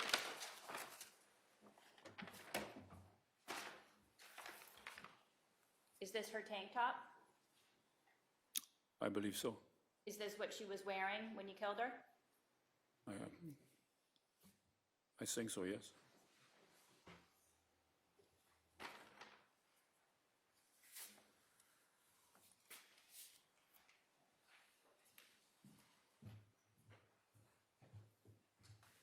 And I understand that you weren't able to look at the picture in Exhibit 146, but you're aware that there's a picture of that shirt on a tree branch, right? I was told that that was on a tree branch, yes. Okay. And certainly you didn't want a shirt ballooning up and helping Katie float, right? I had no intention to think any of that. I just wanted to put her away. Well, you said yesterday that you were concerned about her floating, right? No, I did not say that. So you said yesterday that you put the rocks in her after you noticed that she was floating, right? I put her in the water as far as I recall. Again, remember that I had a lot of intoxication and I was struggling with the whole situation, that I was extremely upset about myself. And as far as I remember, I put her in the water and I was kind of surprised she was floating. Okay, so you were upset about yourself and you were intoxicated, I understand that. But when you put her in the water, did you push her out?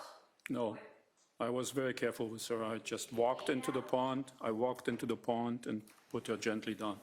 You walked into the pond and you put her gently down. And then did you turn around and walk back out to the shore? No, I was looking and seeing she did not go underwater. As far as, again, I remember, and I was kind of, well, why isn't she going down? All right, and you didn't want her to be discovered, right? It wasn't really a concern of mine. I was going to kill myself. But then why did it matter whether or not she wasn't going down? Again, I was not really capable of rational thinking at that time. Sorry. Well, if you didn't want someone floating, putting rocks in them would be a good idea. You'd agree with me about that, sir, right? Bought rocks. I stumbled over them by accident looking for something to wear her down. So you were looking for something to weigh them down, and you didn't put leaves in there, right?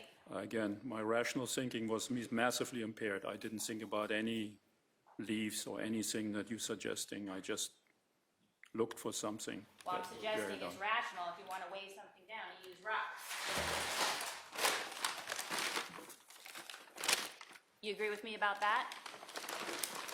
Again, you are assuming that I was fully capable of cognitive behavior, which I was not.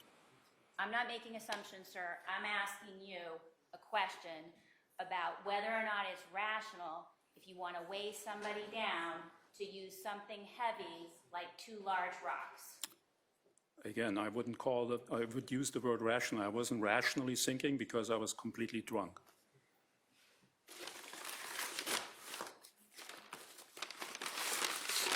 Just reacted. I reacted to what I saw, There's not a question before you, sir. so I just wanted to, sorry.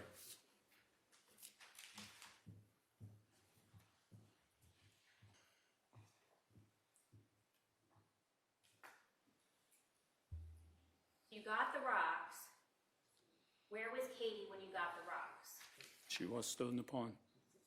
Did you go get her and bring her back to the shore? Or did you bring the rocks to her and stick the rocks in her pants while she was in the water? I believe I brought the rocks to her.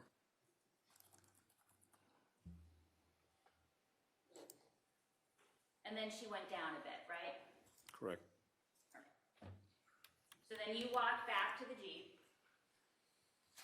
Yes.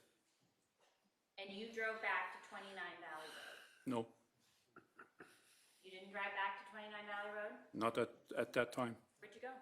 I tried to go, I drove to the hotel first, or on the way to the hotel. You drove to the hotel all the way? Nope, Partway. partway. How far did you get? I have no recollection again. I was completely out. All right, you've never said that before though, have you? I believe I said that I was on my way to the hotel, and I recognized that I didn't have my phone because I wanted to say goodbye to some friends. Okay. So you realized that if you wanted to accomplish the task of saying goodbye, you would need to have your phone, right? Again, you're subjecting, or you're assuming I had a lot of rational thinking going on. That wasn't the case. I just saw I didn't have any communication device, and I thought, let's go back and get my phone. Because you understood that you could use the phone to communicate with people. I'm not sure if I understood that, but I wanted to say goodbye, and I didn't have any tool for it. Okay. And you understood that your phone was at your house. I assumed. Okay, it seemed like a logical place to look. That's correct. All right. And you changed into your jeans, right? No, I didn't change. I didn't have much clothes on except my boxers. You put your jeans on. Correct. Because that made sense. When you were walking into the hotel, it would make sense to wear jeans. I didn't think about that. Okay. And you also picked up your wallet, right? Was coincidentally that I walked by it and grabbed it as well, yes? Okay. And you picked up a bottle of whiskey. I don't recall that. Well, when you were in the Jeep, you had a bottle of whiskey next to you, right? I don't know how often I have to repeat that. I wasn't really thinking clear. I'm asking whether or not you had a bottle of whiskey. I'm sorry my questions seem repetitive, but if you listen to the question, you'll understand that they're different questions.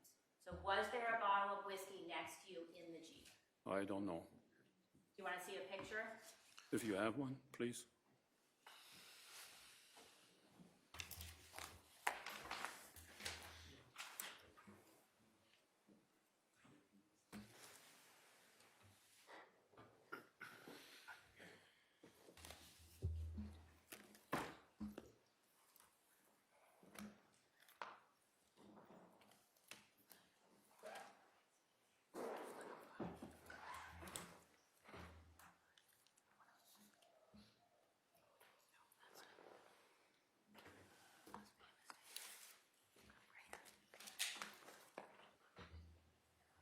All right, Ms. Gelman, could we have 106, please?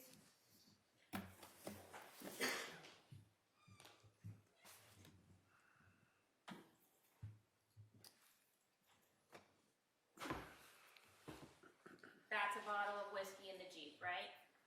That's what the picture shows, yes. All right, was there always or routinely a bottle of whiskey in the Jeep? No, All right.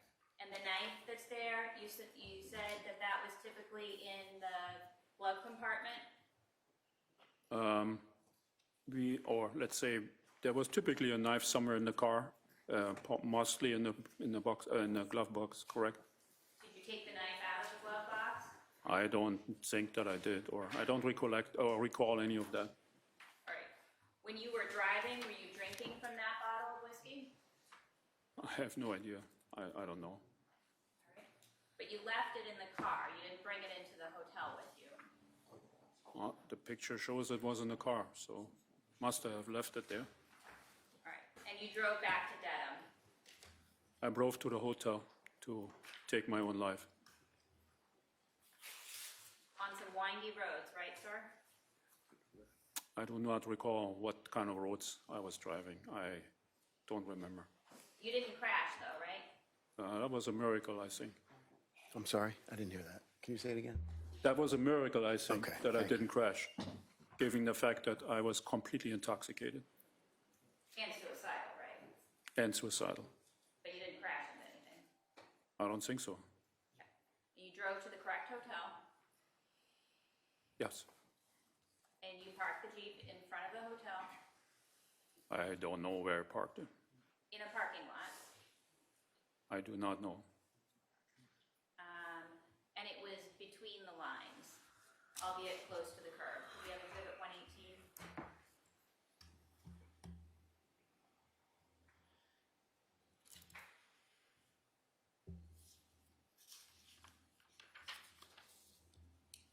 That's the Jeep parked in front of the hotel, right? It appears that way, yes. When you say it appears that way, are you uncertain? I don't see the hotel really. I see a couple windows and a wall. I don't know if that's the hotel. Okay. And so let's have the video exhibit. Ms. Gilman, can we have the second video from the residence in, please?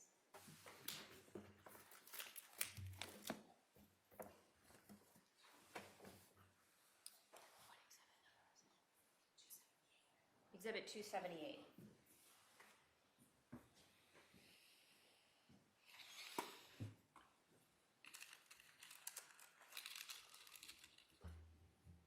Your pause it, please. That's you, right? Yes. You have something on your face? I don't know. Go back a little.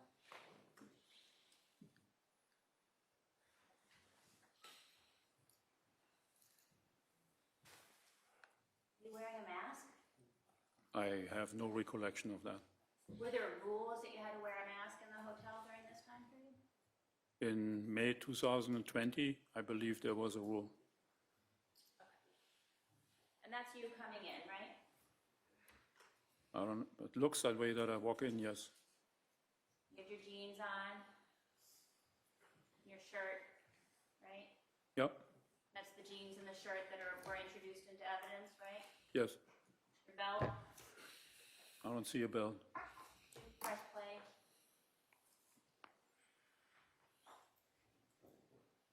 Were you able to see a belt in the video? No, Would it make sense you had a belt on? probably. Did it appear like your shirt was tucked in? Yes,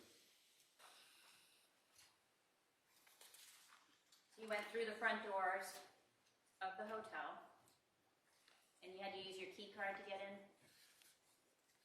I don't remember if that was necessary. I don't know.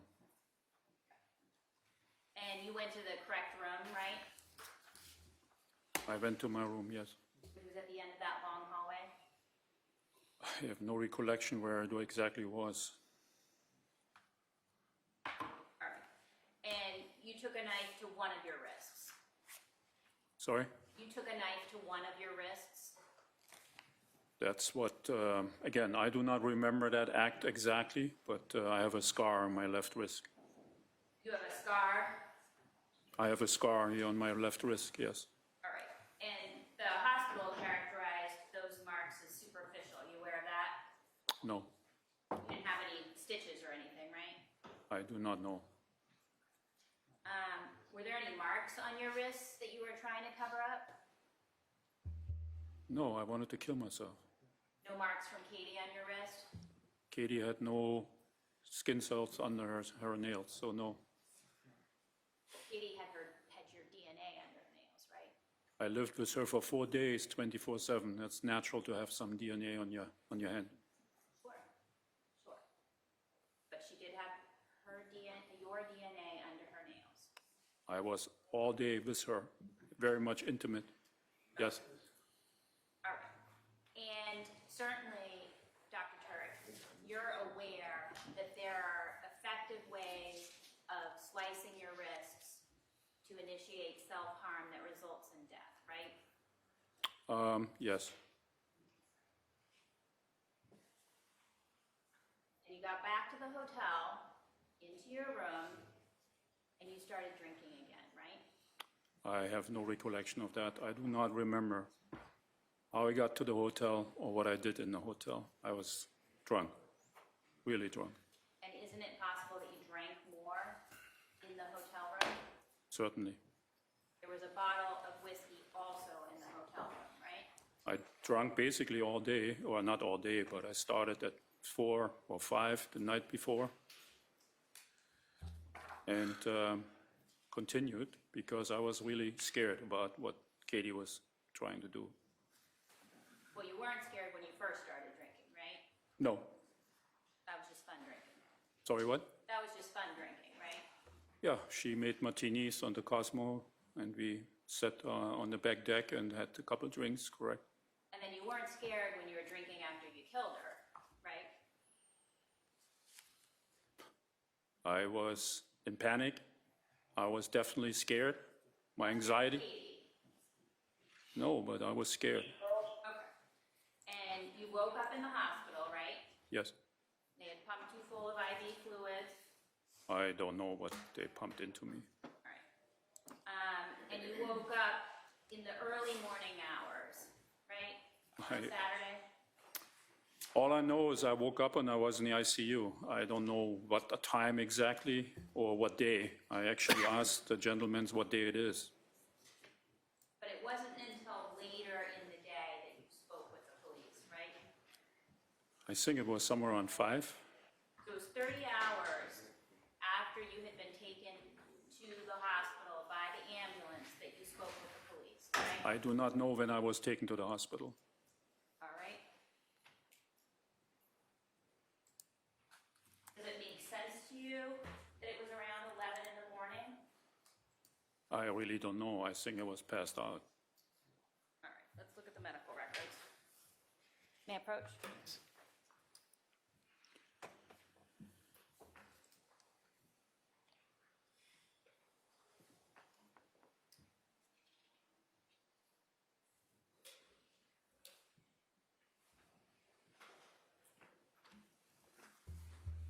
All right. May I approach? Yes. So, looking at your medical records, you agree that by noon, you're getting results from testing, right? Results or Texting? orders? What is it, texting? Results from testing Test, I'm sorry, thanks. by noon. Was on May 15, 2020 at 12 noon. Okay. Actually, it says 12. It doesn't say AM or PM. Well, but usually hospitals take, document things in military time, right? Well, they're doing tests 24/7. So it could be AM It could be AM or it could be PM. because there is no specification of afternoon or morning. Do hospitals normally do test results in military time? I don't think so. You don't think so? No. Okay. Well, certainly you're aware that the police arrived at sometime after 10 in the morning. Are you aware of that? I think it was the afternoon when they arrived. You think it was the afternoon when they arrived? I believe so. Okay. Let's just do one thing at a time. First of all, just so we're on the military time, you see this test indication on the 16th at 16:25? Yes. All right, so Norwood Hospital is using military time, right?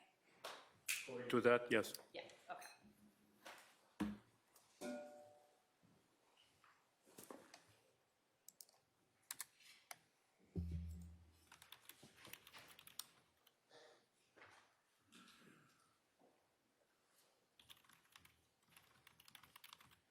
May I approach? You may. I'm going to show you a Dedham Police report of Lieutenant Gonski.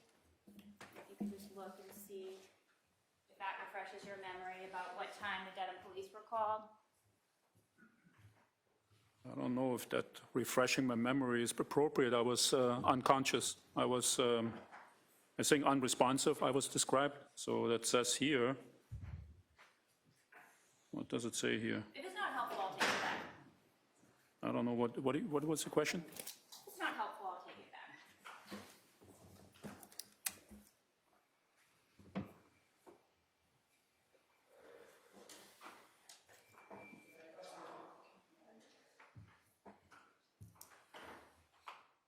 But you agree at least that you were speaking to the police after 5 o'clock I think it was around 5 o'clock, yes. on Saturday. Excuse me, so the tragic events happened on the 15th, I believe. The next day, yeah, 16, Saturday. You killed her in the early morning hours, right? I didn't intend to cause that. Then you went back to the hotel. You were transported to the hospital sometime late morning on that I don't know. Friday. I don't know what time. Again, I wasn't conscious at that time. You agree you were transported to the hospital on Friday?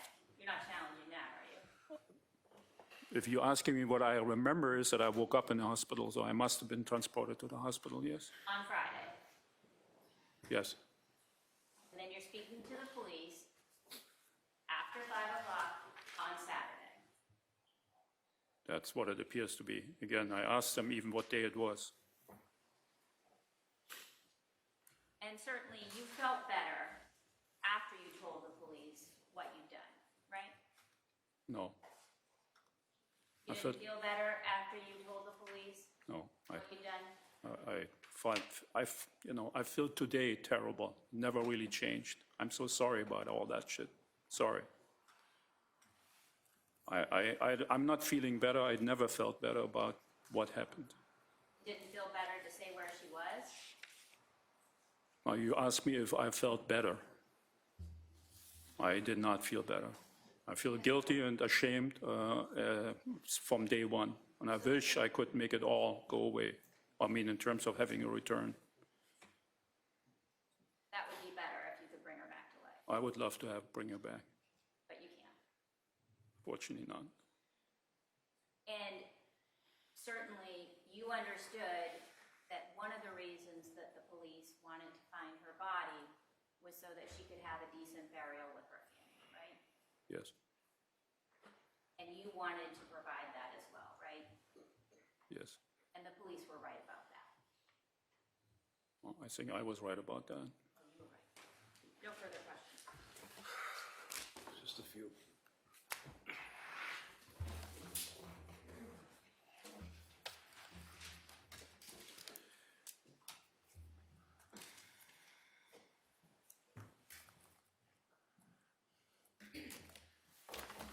Counsel was asking you about the circumstances of the blow to your head, the crashing glass on your skin, and then your reaction with your hand. You recall those questions? Yes. Question as to any statements or whether or not there's any conversations. Did she say anything to you at that point? Yes. What did she say? So get the fuck out of my house. This is after the deed was signed, right? Correct. Did she say anything else about the car or the hotel? Yes, she said a lot of things. She was yelling at me for What did she over say an about hour. the car in the hotel? About the car in the hotel. She said, get the fuck out of my house and you can walk to the hotel because the car is mine. The judge said so.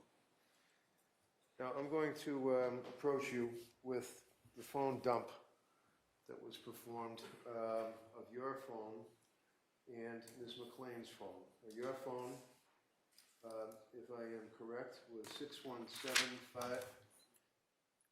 617-594-8962. I have a hard time remembering after 5 years. I think it sounds right. And you were obviously carrying the phone as Ingolf Tuerk, right? Correct. And Ms. McLean's phone was 339-222-9407, correct? Correct. And the two of you were texting back and forth, right? Correct. Now, have in mind the time frame counsel was going over would be, obviously, you met and the two of you lived together for 2 years, right? Correct.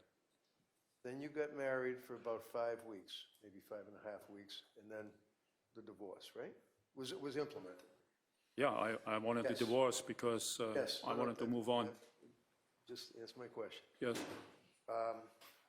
During the period of time you already detailed, and counsel asked about the trailers and all that, you stayed in a lot of places, right? Yes.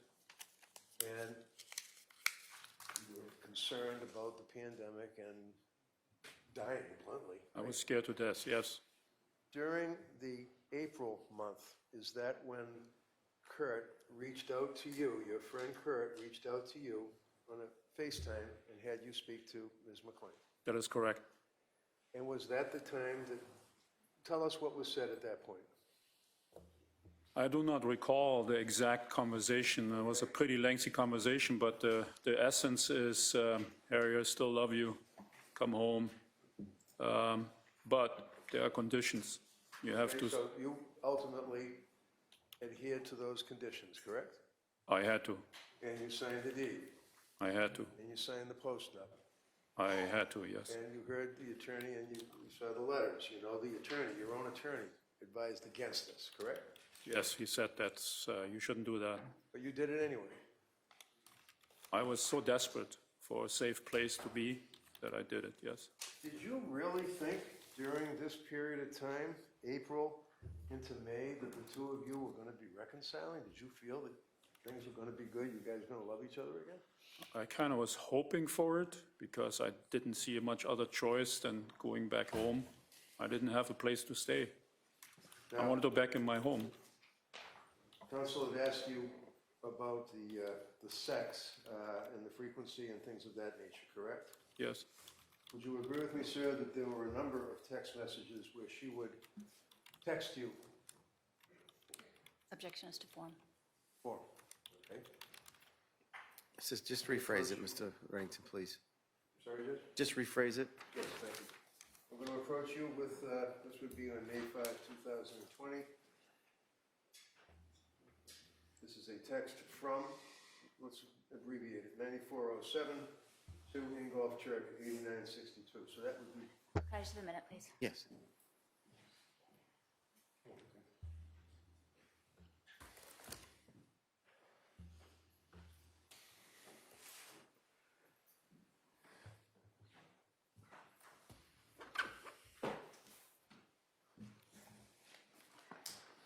that would be on page 1501, please.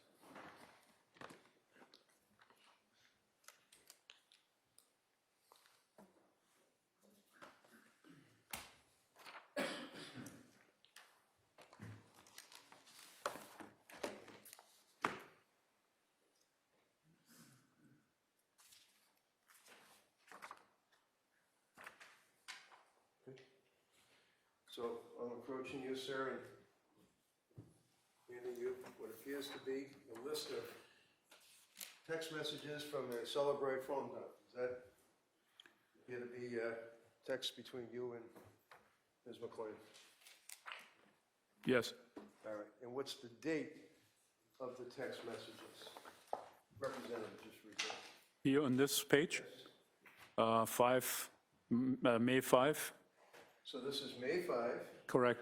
Now, on May 5, had you actually started living back with her again? Are you still in the hotel, but you were And May 5, I was in Florida still. still in Florida? Yes, sir. Okay. At that point, you're telling the jury that she had indicated that she wanted you home, right? Correct. You guys are going to love each other again, right? Yes? We tried. Look on that text and see. This one here? There's an indication.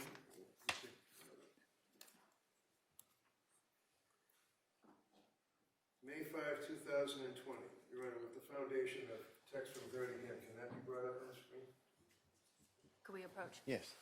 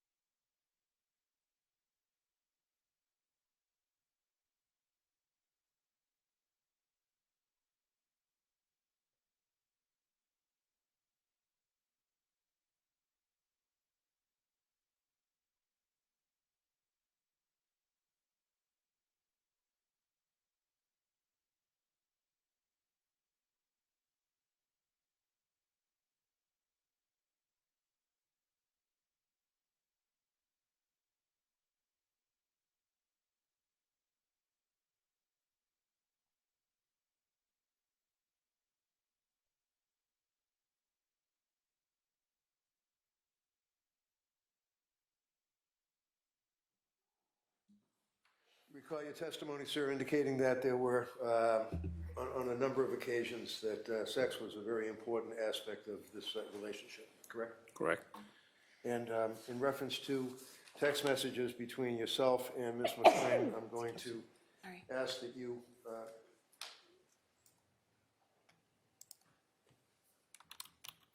on May 5, 2020, there was a discussion between you and Ms. McLean telling you to come home, and then the next box says, and come home and have sex with your wife.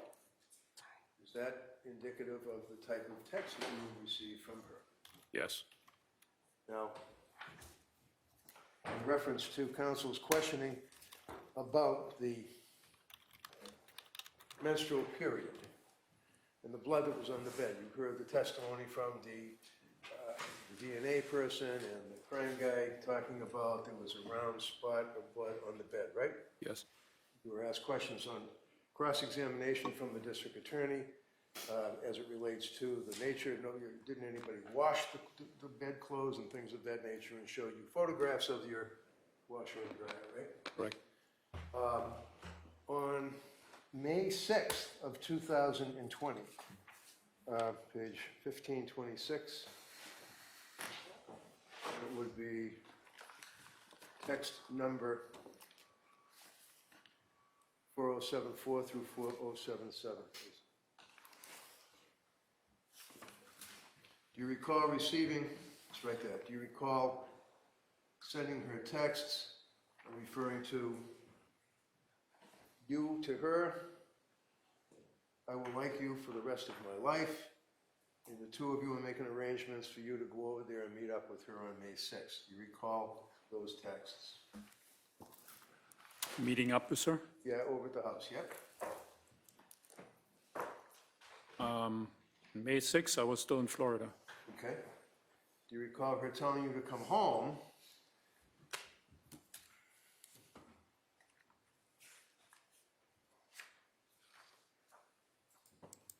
When did you come home? I drove back from Florida to When? What was the date? 7, and then 8 I arrived in Massachusetts, and we went to the hotel and had sex. Okay. First thing, twice. She wanted that. And Do you then I went recall- home on May 10th, sorry. May 10th, that's the answer. Do you recall on May 7th, that would be page 1529, and she sent you a text, "Good morning, I am excited to have you come home safe." Do you recall that text? Yes, On May 6th, do you recall discussing between the two of you, your coming home and being with her? yes, You recall on May 6th would be 1526, discussing coming back together. You asked, what if you don't like me anymore? Strike that, I apologize. That was a text from Katie to you. What if you don't like me anymore? Your response, I love you, Katie, you are my wife. I will like you for the rest of my life. And then she responded, okay, well, I have my period now, and most likely will still Friday, so not sure about sex. That was on May 6th in the afternoon. I recall that.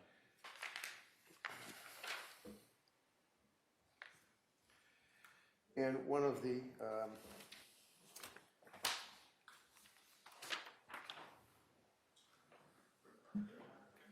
addressing May 9th, which should be right after the 6th. Do you recall her sending you texts, page 1541, where she texted you, I love you, Harry Tuerk. Last night was the very best lovemaking I ever felt. I felt so safe and connected to you, with you, thank you. I love you, etc. You blew me away, Harry, both times, but that second time you were all there, all in. I recall that text messages, yes.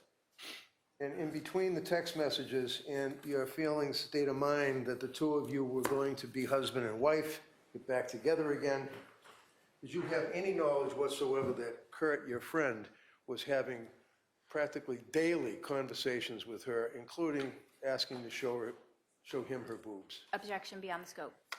Okay, overall, just a yes or a no. I did not know. But nevertheless, one of the issues that was of import was the signing of the deed, correct? That was very important to her. You recall that she berated you about the fact that you sent the deed to your lawyer instead of sending it directly to David. Objection. No, overruled. Yes, she was angry with me that I delayed the arrival of the deed. And ultimately, it was recorded, correct? It was recorded actually on the day when the tragic events happened. It was one of her things. She yelled at me. That's all I got, Ron, thank you. Nothing further. Okay, you may step down. May I see counsel, please?